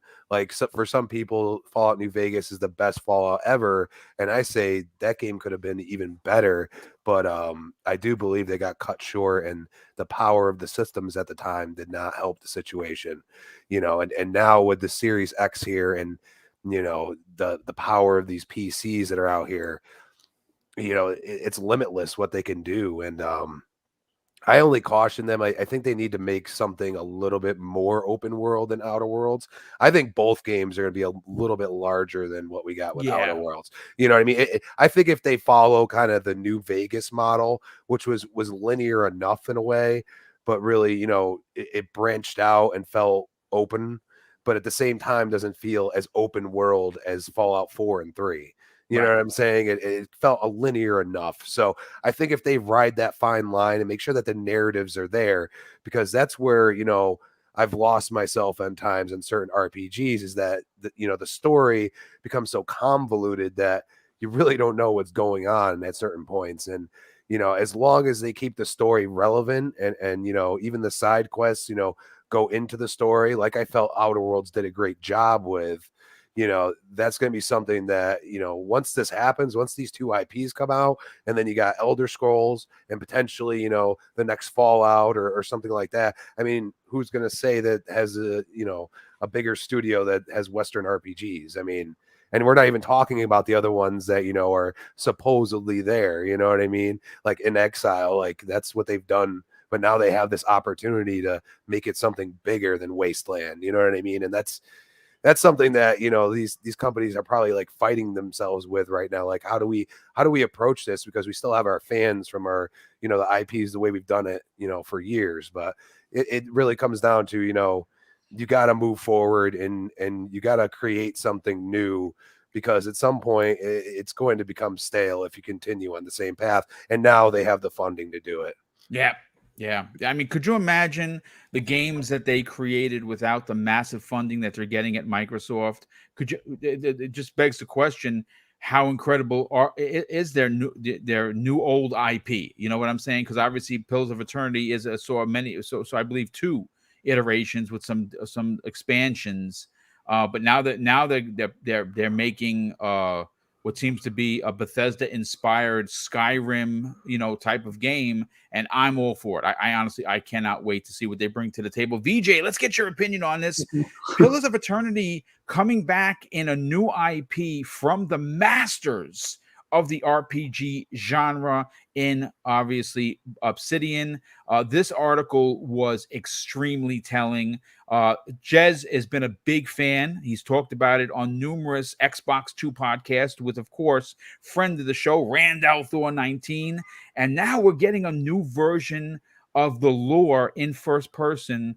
And it looks like it's going to be epic. He's excited. I'm excited. The question is, are you excited? I think you know, right, that I'm a kind of a supporter of Obsidian, partly probably due to the fact they're only down the road from me. I think it's a given that Obsidian know how to sort of creatively design, structure, pace, and cohesively build a game, especially when, you know, prior to being under the umbrella of Xbox Game Studios, they were dealing with a few, shall we say, unscrupulous publishers, right? That kind of had them by the proverbial winter vegetable, shall we say? Winter vegetable. That's a good I like one. that. See, this is why we love having VJ on. He brings it 100 every time. So it's not so much the games or game, because obviously they're working on multiple games at the moment, that I'm excited about, especially since I know so little about the project, which is fine, right? Because I have a reasonable amount of built up faith in Obsidian. I'm more so delighted and excited about the key individuals and the collective team, which seems to have been very carefully constructed from what I can construe from watching some of the documentaries on Obsidian. And obviously, you know, the games that collective team is behind, right, and the games that are being developed by Obsidian. And I very much enjoyed the Outer Worlds, which I think many of the panel members sort of already spoke of, and I'm very curious to learn more about Outer Worlds too. The trailer that we saw, I think it was at the last event, I think took many people by surprise. And I was talking about the documentary. There was a documentary about Obsidian and Outer Worlds specifically, and how they, and as this is something that Crispy Bomb sort of alluded to, is that they couldn't quite reach the pinnacle of their ambitions due to hardware limitations. Not so much to do with resource, even though they had, you know, a deadline to meet for Take-Two, which was mentioned in the documentary, and obviously that played a part as well, right, in terms of how much R&D and prototyping that they could do. And Obsidian is a very unique studio if you've never heard of them, and it isn't without its strengths and weaknesses. Every studio has its strengths and weaknesses, but the experiences that Obsidian deliver are quite sublime if you enjoy that sort of output. For me, whenever the Obsidian studio name pops up, it just sparks in my mind as a as a very quaint, bizarre, and even eccentric studio at times. I don't know if you guys kind of catching what I'm saying, but yeah. So I mean, just as an example, right? I just looked at, obviously that Sega's Japan studio. I won't pronounce it as I struggle with it. But developed the Yakuza series. They went on to produce 2 further titles, which had very different sort of protagonists and to some degree very different games. And Judgment and Yakuza Like a Dragon, which I'm talking about, were both produced by different directors and a different set of leaders and teams and so on and so forth. But the talent. And the unique style of the studio is self-evident, emerges or sort of percolates through each new franchise, and that's what I'm hoping for when we see Unavowed, right, from Obsidian, right. And look, it's not always pretty being an independent studio. So someone mentioned, well, all the panel I think have mentioned that Xbox's involvement now, and besides funding and time, being a first-party studio, as Crispy was saying, affords you a lot more expertise, convenience, and support from head office, or shall we call it the Xbox Nerve Center. And let's see what Obsidian do, right, with this sort of newfound pinnacle or mountain of resource, right, and that they use it very, very wisely, right. It's very easy to sort of have that rush of blood and overexpand very quickly, and then not really know what to do with a sprawling studio. So, and I think they're wise enough to do that. I think the guy at the top, I do forget his name, so I do apologize. Is a pretty savvy business and creative guy, and that's a unique combination. But if you want to be an independent studio that's stood the test of time and is well respected, and I think Xbox picked up a fantastic deal there. You have to have something about you. So my true hope is that Obsidian are first and foremost steadfast, remain what I in love with in terms of retaining their DNA, philosophy and beliefs, and we as fans get to cherish and feel that same profound sensation of energy, I can't think of a better word, that we've come to expect and have so sort of experienced time and time again. And I would like the experience, be it Unavowed or Outer Worlds 2 or another surprise, to be pure without titles being manipulated to fix, a first-party mandate, right, or TRCs or a producer's whimsical fancy, because we've seen over the last year or two how producers can affect a project, right? Even though it was unintended, and you learn from your mistakes. It's not a bad thing, mistakes are made so you can learn from them, and that's just a fact, right? And just part of nature and part of life, and basically so that the, Obsidian's games remain sort of untainted, and as the team, as the creative team and all the individuals that make up the studio, intend or envision the game to be. So Obsidian, look, we all know have a way of doing things, and if you haven't watched the documentaries, I think might have been a no-clip documentary. There were others as well. If you're a fan of Obsidian, I highly recommended those no-clip documentaries. Yeah, absolutely amazing. Definitely go and watch them. And you see a lot of the studio documentaries, but when you look at when you get the kind of sort of fly on the wall sort of view of the studio, they're a really curious bunch after all, and I mean that in a wonderful way. And having said that, having said all of what I've said, I think that Obsidian have a real potential as a first-party studio. And I would go as far as saying that they are the Xbox studio with the most potential upside long-term in terms of growth and capacity and creativity. And I also sort of sense it, and this is just a gut feeling, right? So don't quote me on this. I think that they've got the real potential to be probably one of the most prolific studios at Xbox going forward. And look, at the end of the day, as long as everything that I've mentioned makes Obsidian special remains sort of insoluble and unsullied, we can definitely relax in the knowledge that special games are on the horizon. Whether you're a fan of Outer Worlds or you're simply just waiting Unavowed, there was just a subtle plug there throughout the upcoming Forza 5. Anyway, I'm looking forward to Unavowed, to answer your question, Bood, but also more so Outer Worlds 2, if I'm being honest. And that's only because I really love the original game. Mr. Tushi, a fan of your show, listens in every week while he's driving his truck up and down Britain, and he put me onto Outer Worlds, and it was in Game Pass, and I gave it a go, and I couldn't play anything else until I was done with it. And fantastic game from start to finish. Absolutely fantastic. Even the DLCs were very unique in their storytelling. One, it was almost like one of the was like a detective noir type of investigation, the murder of someone. Very well done. The writing is top notch, and it's a lot to get excited about. I didn't play the DLC, and I'm aware of it, and a shame on me. But look, as I say, I'm aware of some of the plans and ideas, as Crispy said. Why I'm sort of veering towards Worlds 2 is only because I know what they wanted to implement in the first game, and my hope is to see the studio realizes this for the second outing of the game. And as I say, it's potentially really great.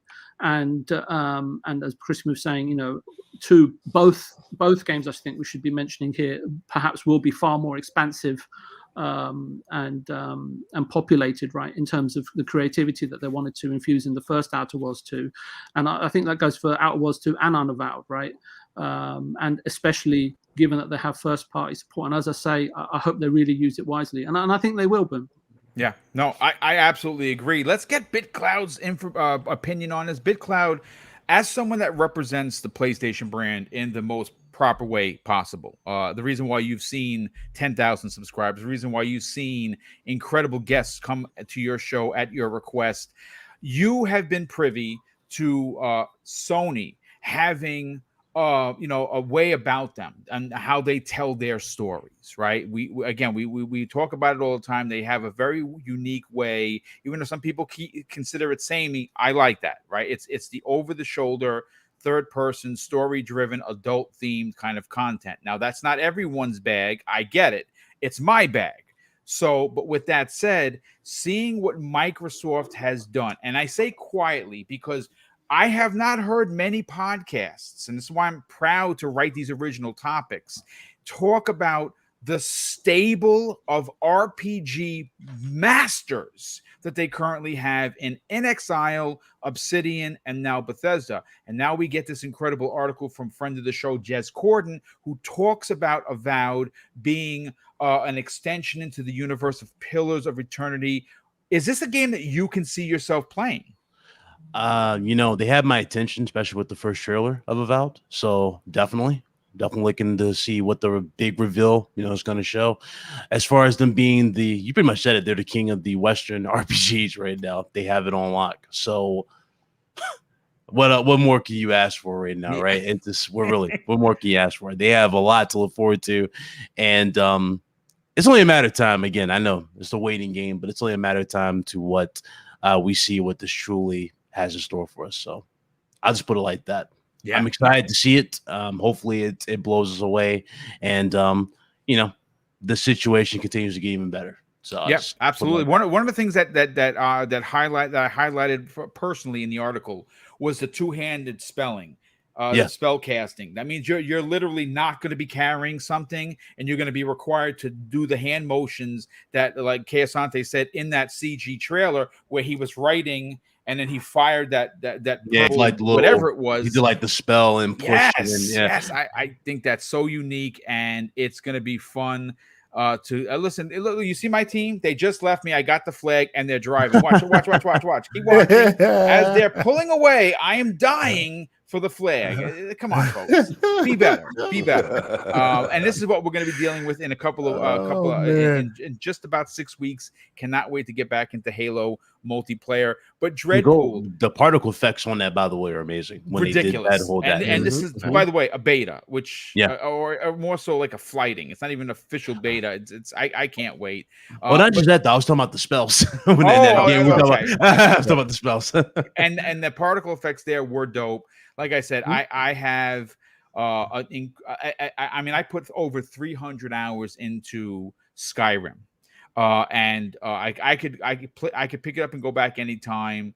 I know they're releasing an anniversary edition, which I would probably play if I can get achievements again. I didn't even think you were that big, to be honest, into that type of genre. Dude, yeah. Now I'm playing. Nothing else exists. I gotta have close 50 hours in Far Cry 6. If you're not playing it, I mean, again, if you're not a Far Cry fan, you're probably not going to dig it. I love Far Cry, so I just found a grenade launcher It's called L something or other, and it sets people on fire as well, blow them up. So it's fantastic. But let me get to Dreadpool, and we'll get everyone out of here, folks. We're getting close to the 2-hour mark. Starting your Friday, starting your weekend off. Dreadpool, you're an OG like myself, right? And when we talk OG, there's no better than to talk about Obsidian, because they have brought us some incredible experiences over the years. Where do you fall on the excitement hearing about what Jez Corden wrote in this article? It's kind of a mixed bag. I don't think it's that exciting. Okay. I mean, yeah, we get, I don't know. It's just it's hard to explain. You know what I mean? It just doesn't hit me as much. I'm excited more so for my friends that are super excited about Avowed. I am excited to play it and try it out and see if I get into it. Okay. It's going to be in Game Pass, so you don't have to buy it. Exactly. And that's the beauty of Game Pass is I'm able to try it out, and if it's something that hits a chord and I love it, I'm going to be playing it. Nice. Otherwise, I'm just going to play it out, try it and see if it just doesn't register with me. No harm fall, but at least I'm going to still sit there and be happy for my friends that do enjoy it. I'm not going to sit there and this game's trash. You guys suck. None of that stuff. You know what I mean? I'm going to be like, yo, it's just not my type of game.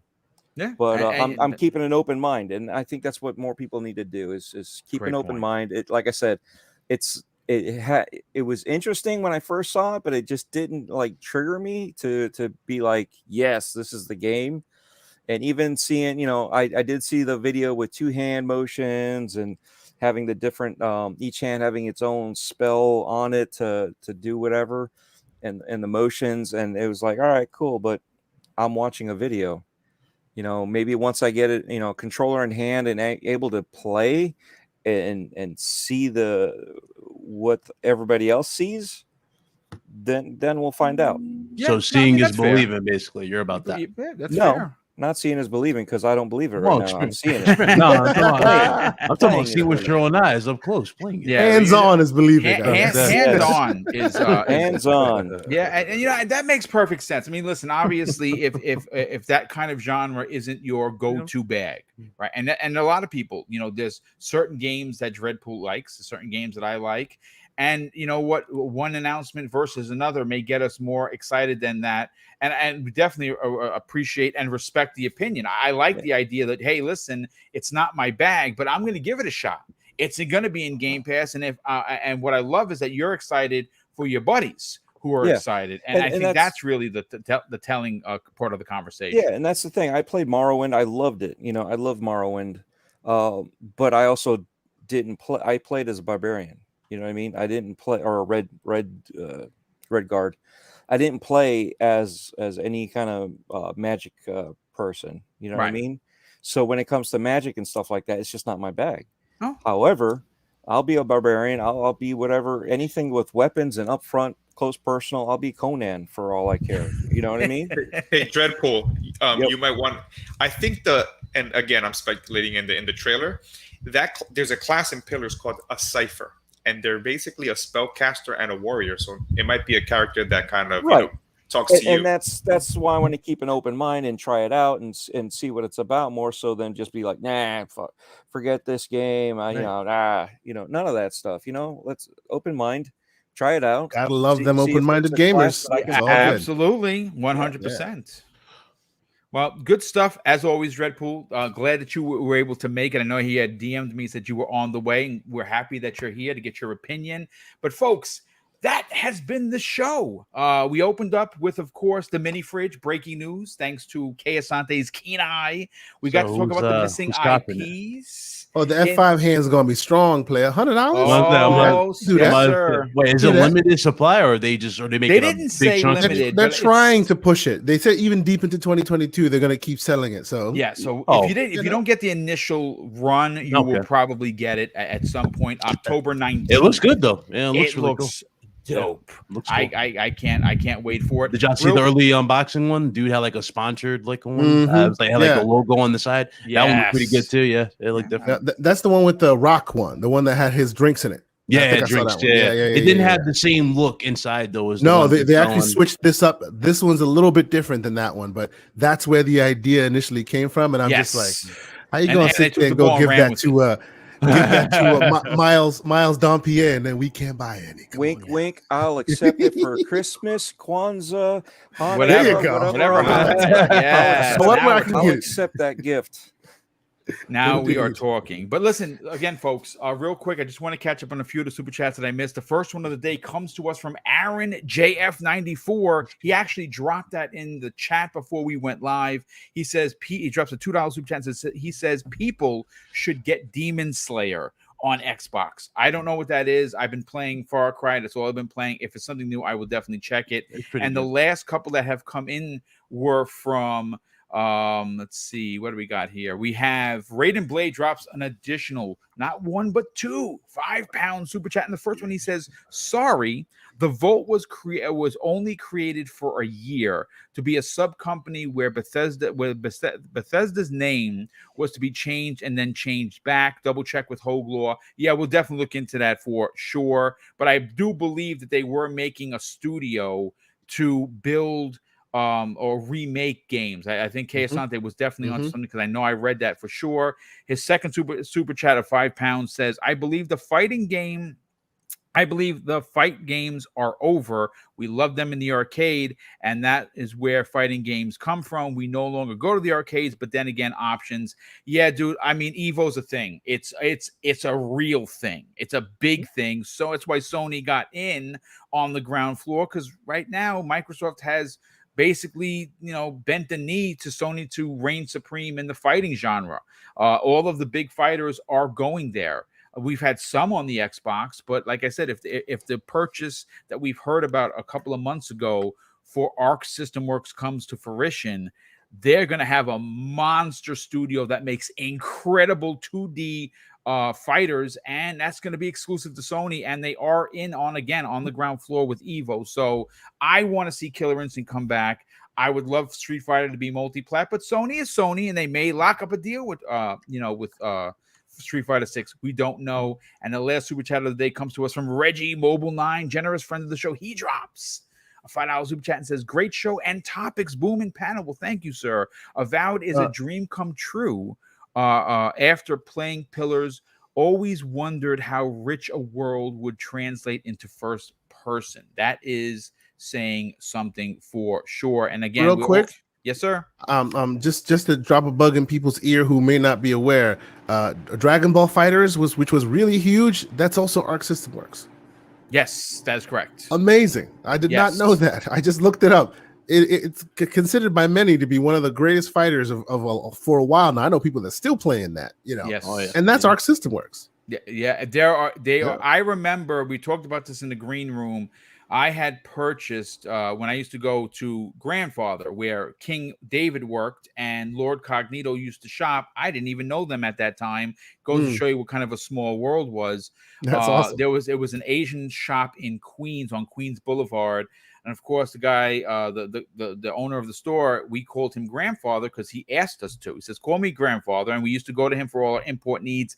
I remember buying this game. And remember back in the days, you had to look on the back of the box, right? You're like, okay, is this, because I was a diehard into Street Fighter, diehard into 2D fighters. And when I saw this, I said, oh, I was the first one of all my friends group to get it. And when I played it, my brother Neo Mental played it, we were like, wow, this is something. They're going to give Capcom a run for their money, and they're still around. They're still making games. Guilty Gear, Blaze Blue, obviously they made the Dragon Ball Z type of game. They're legit, and it would be a big deal. And Neo Mental says, damn, that was like $90 too. Yes, it was. We paid like $90 for that game because, well, they were imported. But listen, let's get to the outros. Get everyone out of here so you can start your weekend. Hopefully you enjoyed today's podcast. We had over 300 people here. We're going to start with our two special guests. Kay Asante, you have something going on tomorrow morning that we're all looking forward to. The slanderous one will be returning to his seat. Talk about your podcast Saturday mornings, 10 a.m. Eastern Standard Time. The Gaming Circle podcast, and of course, you also work with the Slanderous One on the Real podcast, which is a movie-based podcast, and you guys had some pretty opinions. Oh, you heard that yesterday, one. didn't you? Oh, it was, boy. It was all right. It was a bit of a hoot. Let's just say we'll that. leave that one there. We'll just leave it there. Yes. So yes, thank you guys for inviting me. This is always great to talk with such intelligent folks, people with great opinions in gaming. You know, Mr. Joanna Dark, your name precedes you, good sir, and I appreciate you being on camera and joining us and having conversations. It's always great to chat with you. Hopefully, it becomes more of a normal everyday thing. You're catching that podcasting bug, man. I can see it. Anyway, you can catch me, TKO Asante, on Twitter, on Xbox, on PlayStation. As was mentioned, we do the Gaming Circle podcast on Saturdays. We're still kind of formulating the plan for this week, but there might be some Sega talk. We're thinking about it. We might do something interesting. It should be fun. So please come check us out on Saturday. It should be at 11 a.m. tomorrow instead of on Saturday instead of 10 because some changes there. And I'll also note that last week the Wandering Dutch was on there. Yes, he was. Out of nowhere this afternoon, and I haven't said this to you, Boom, he was just like, hey, how about you send me your logo? How about you send this? How about you send that? And created me an awesome intro. Like a really awesome intro. He saw pity on me and went, let me throw you a bone real quick. And I'm like, bro. So I'm gonna start worshiping at the altar of the Wandering Dutch at the beginning of every show and praise him so vehemently for doing this for me. So tomorrow we'll be debuting that. And of course, yes, we do we do On the Reel. Yesterday's episode was, we'll just say we talked about that Dave Chappelle thing, and we also talked about John Kent's revelations. We'll just move forward after that. I mean, But listen, yes. it's interesting talk to say the least. Very well done. Very, very, very, very difficult topics to talk We about. did it as respectfully as we could, and you managed to Yes. handle the business in, again, the most proper way. we call possible. a spade, and we just kept it moving. But we And- understand that can sometimes be a little difficult for some, and we took our stab at it, and I think we did a pretty good job. So if you guys are interested, definitely come and check it out. The Gaming Circle will be Saturday. Normally Saturdays at 10. Today, this Saturday might be at 11 o'clock.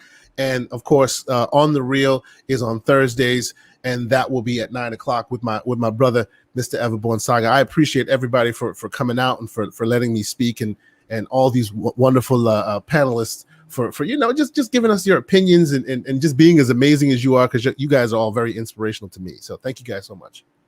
Well, thank you, brother. Definitely appreciate that. Real quick, Z Black Rider, friend of the show for a very long time. He drops a $5 super chat and says, Far Cry 5 cost me $140. Holy crap. F that noise. I'm back to the long dead. I hear you, bro. Yeah. Wow, $140. And that wasn't a collector's edition either, so that's devastating. Mr. Joanna Dark, thank you again for being here. It's your first time on Breakfast with Boom. Hopefully, it won't be your last. Talk about where could people reach out to you on social media and what else you got going on. Thank you so much, Mr. Boom. I appreciate it. This is my second time being on one of your shows.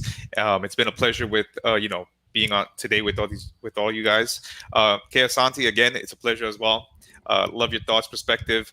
Mr. Big Cloud, I discovered you through ILP, so love your content as well. Dreadpool, DJ, Crispy Bomb, it was a pleasure, gentlemen. People can find me on Twitter. I go under big_N_boss,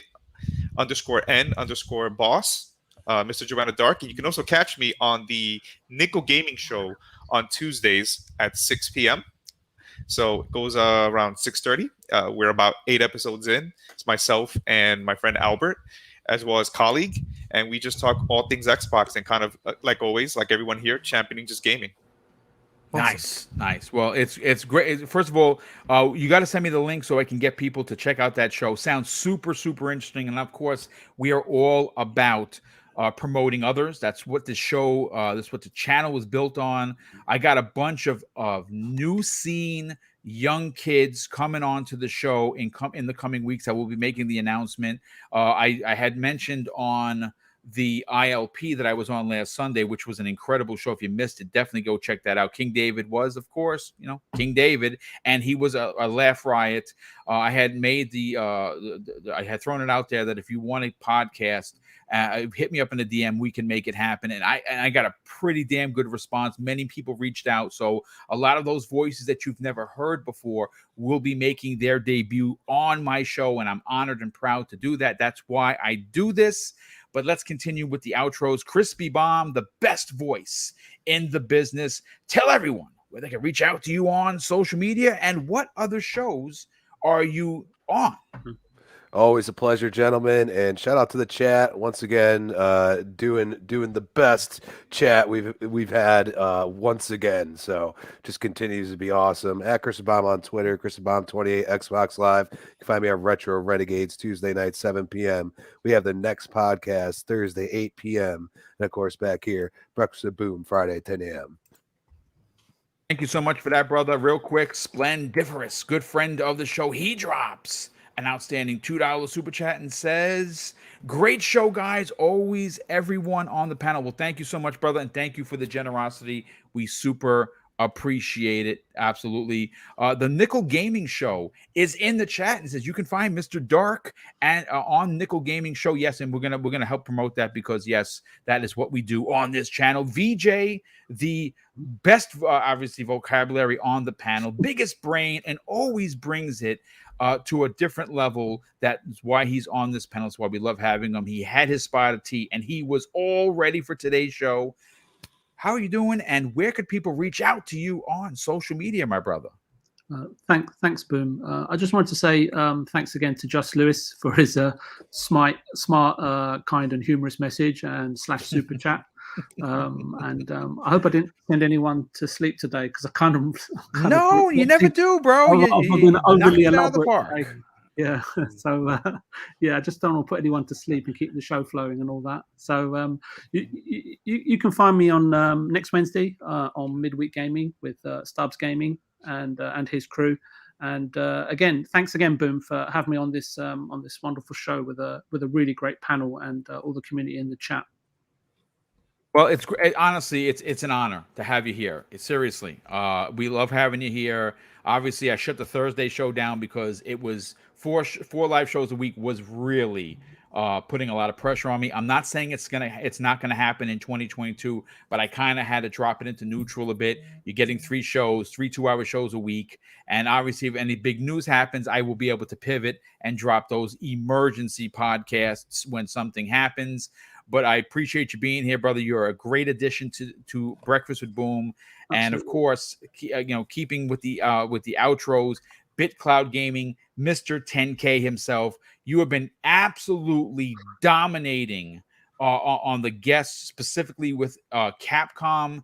Some of their voice actors and actresses have blessed your show. That is a reason why you're at 10K. By all means, sell your brand and tell everyone where they can reach out to you on social media. Yeah, great show. I know I wasn't as vocal today because I was reading my DMs and boom, I got some shocking news for you. All I'm going to say to everybody in the chat, because I'm not going to spoil it, I'm just going to say #Insomniac. Shout out to those guys. Yeah, they're great people over there. Yeah, I'm just going to say that. And shout out to Capcom. But today we basically at 4 p.m. I'm going to be interviewing Helena Mankowska. For those who don't know who that is Lady Dimitrescu. Yeah, the face model. She's going to be on the channel. So you guys want to come through? It's BitCloud Gaming, YouTube, Twitch, Twitter. I'm just going to leave it at that. Shout out to the chat. Shout out to the panel. Good hearing the new voices on here, of course. And you guys enjoy your weekend. Well, it's great to have you a part of the show, and congratulations on the extreme success.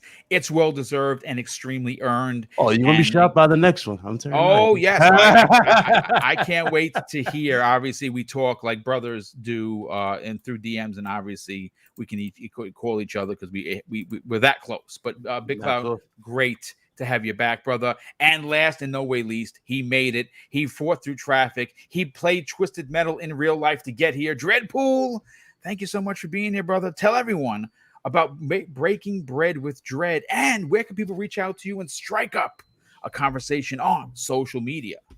As always, first and foremost, thanks to everybody in the chat for keeping it civil. Isn't Thanks it? for showing up. I mean, it's awesome. Incredible chat. Absolutely. I've seen ever since I got home. I've been watching the back and forth, and it's been great. You know, yeah, everybody's voicing their opinions, and nobody's getting let's say butt hurt. It's after 12, right? We can kind of say that. Yes, it is after 12. What happened to Dreadful? Dreadful? You've been a little shaky today. Yeah. So a little shaky today. What's going on with Dreadful? Oh well, you know, it's you know, it was a long night. That's for sure. Man, it was a long night. It was one of those nights. It was one of those nights. So, yeah. But I gotta say, Kay Asante, I think your Saturday show should be called Sega Saturday. Just saying. Oh, I like Just that. saying. Yes. I'd take credit for that too. The check's in the mail, good sir. The check's in the mail for sure. Oh, sweet. I think I think it already got. That's an interesting one. There you go. Yeah. We'll see what we can do with that. Yes. So, but it was great having you on here. Same thing with Mr. John of Dark. It's been a pleasure. Obviously, the rest of the crew, you know, VJ too. You know, you're part of the crew though. So you're no longer a guest as far as I'm concerned. You know where the fridge is. Go get your drink. Yeah, go get your spot of tea. The kettle's on. Go ahead. While you're getting that milk for the tea, grab me a soda. Hey, actually, it's midnight. Put for milk me, in tea. so, Oh man, grab me a beer. Yes, please. So anyway, jokes aside, you can find me on Twitter. Actually, just look up linktree.com/dreadpool. It's got all my links to everything. Boom actually got to see a shirt that I wore to MegaCon. Yes. Don't want to jinx myself, but it's in there. Look up Planet Dreadpool. Nice. But yes, anchor.fm/dreadpool. That's where you can find Breaking Bread with Dread. I am in let's say in hiding right now, literally, because I am haunting houses out in the woods out here for the month of October. Do it every year. So, yes. So no Breaking Bread this month. If I can, I might slip one in, but there's nothing planned just yet. Okay. But other than that, Wednesday nights, Game Beyond the Box, creator feature that's coming up in 2 weeks is Ash and Luca. Nice. And you know, all those skits that we have coming up, look out for that stuff. You saw the last one with the mag. If I'm sure you saw it last Wednesday, that was that man is prolific these days. He is prolific. Yes, extremely talented for sure. And then last but not least, I still made it on time today. Every Friday at 10 a.m. Breakfast with Boom. Oh, thank you so much for being here, brother. And of course, I want to thank everyone that tuned in for today's show. I want to thank all the super chats that come in. They power this show in order to have big giveaways. We have 2 big ones coming up, and one, of course, the Christmas one. I was able to get my hands on 2 of the Xbox 20th anniversary controllers. One for myself, and one to give away during the Christmas show. That's right. One of those controllers, along with a bunch of other physical prizes and digital prizes, will be announced once we have the lineup. Mrs. Boom and I are already committed to over $500 worth of giveaways. Some advantages for being a channel member and dropping super chats is that you get additional entries, but all you have to do is show up to that show the day of the Christmas with Mr. and Mrs. Boomstick, and you can have a chance on winning it. This is our 4th annual one. We do it every year. Last year we gave away over $600 worth of prizes, and it's our way of just saying thank you for getting me to 9K, supporting me and Mrs. Boom on the channel. This is something we've dreamt of doing, and you guys made it a reality. So with that said, I want to thank everybody for being here once again. I'll close out the show with something that's important to me. Hopefully one day will be important to you. And that's something that my dad taught us when we were kids. And I think now more than ever, it's relevant and important. Treat others how you want to be treated. Also, it doesn't cost anything to be nice. You live by those rules, and I can guarantee you're going to have an awesome day. So take care, everyone. Have a great weekend and enjoy playing whatever you enjoy playing. We'll see you next week on the newest episode of Breakfast with Boom.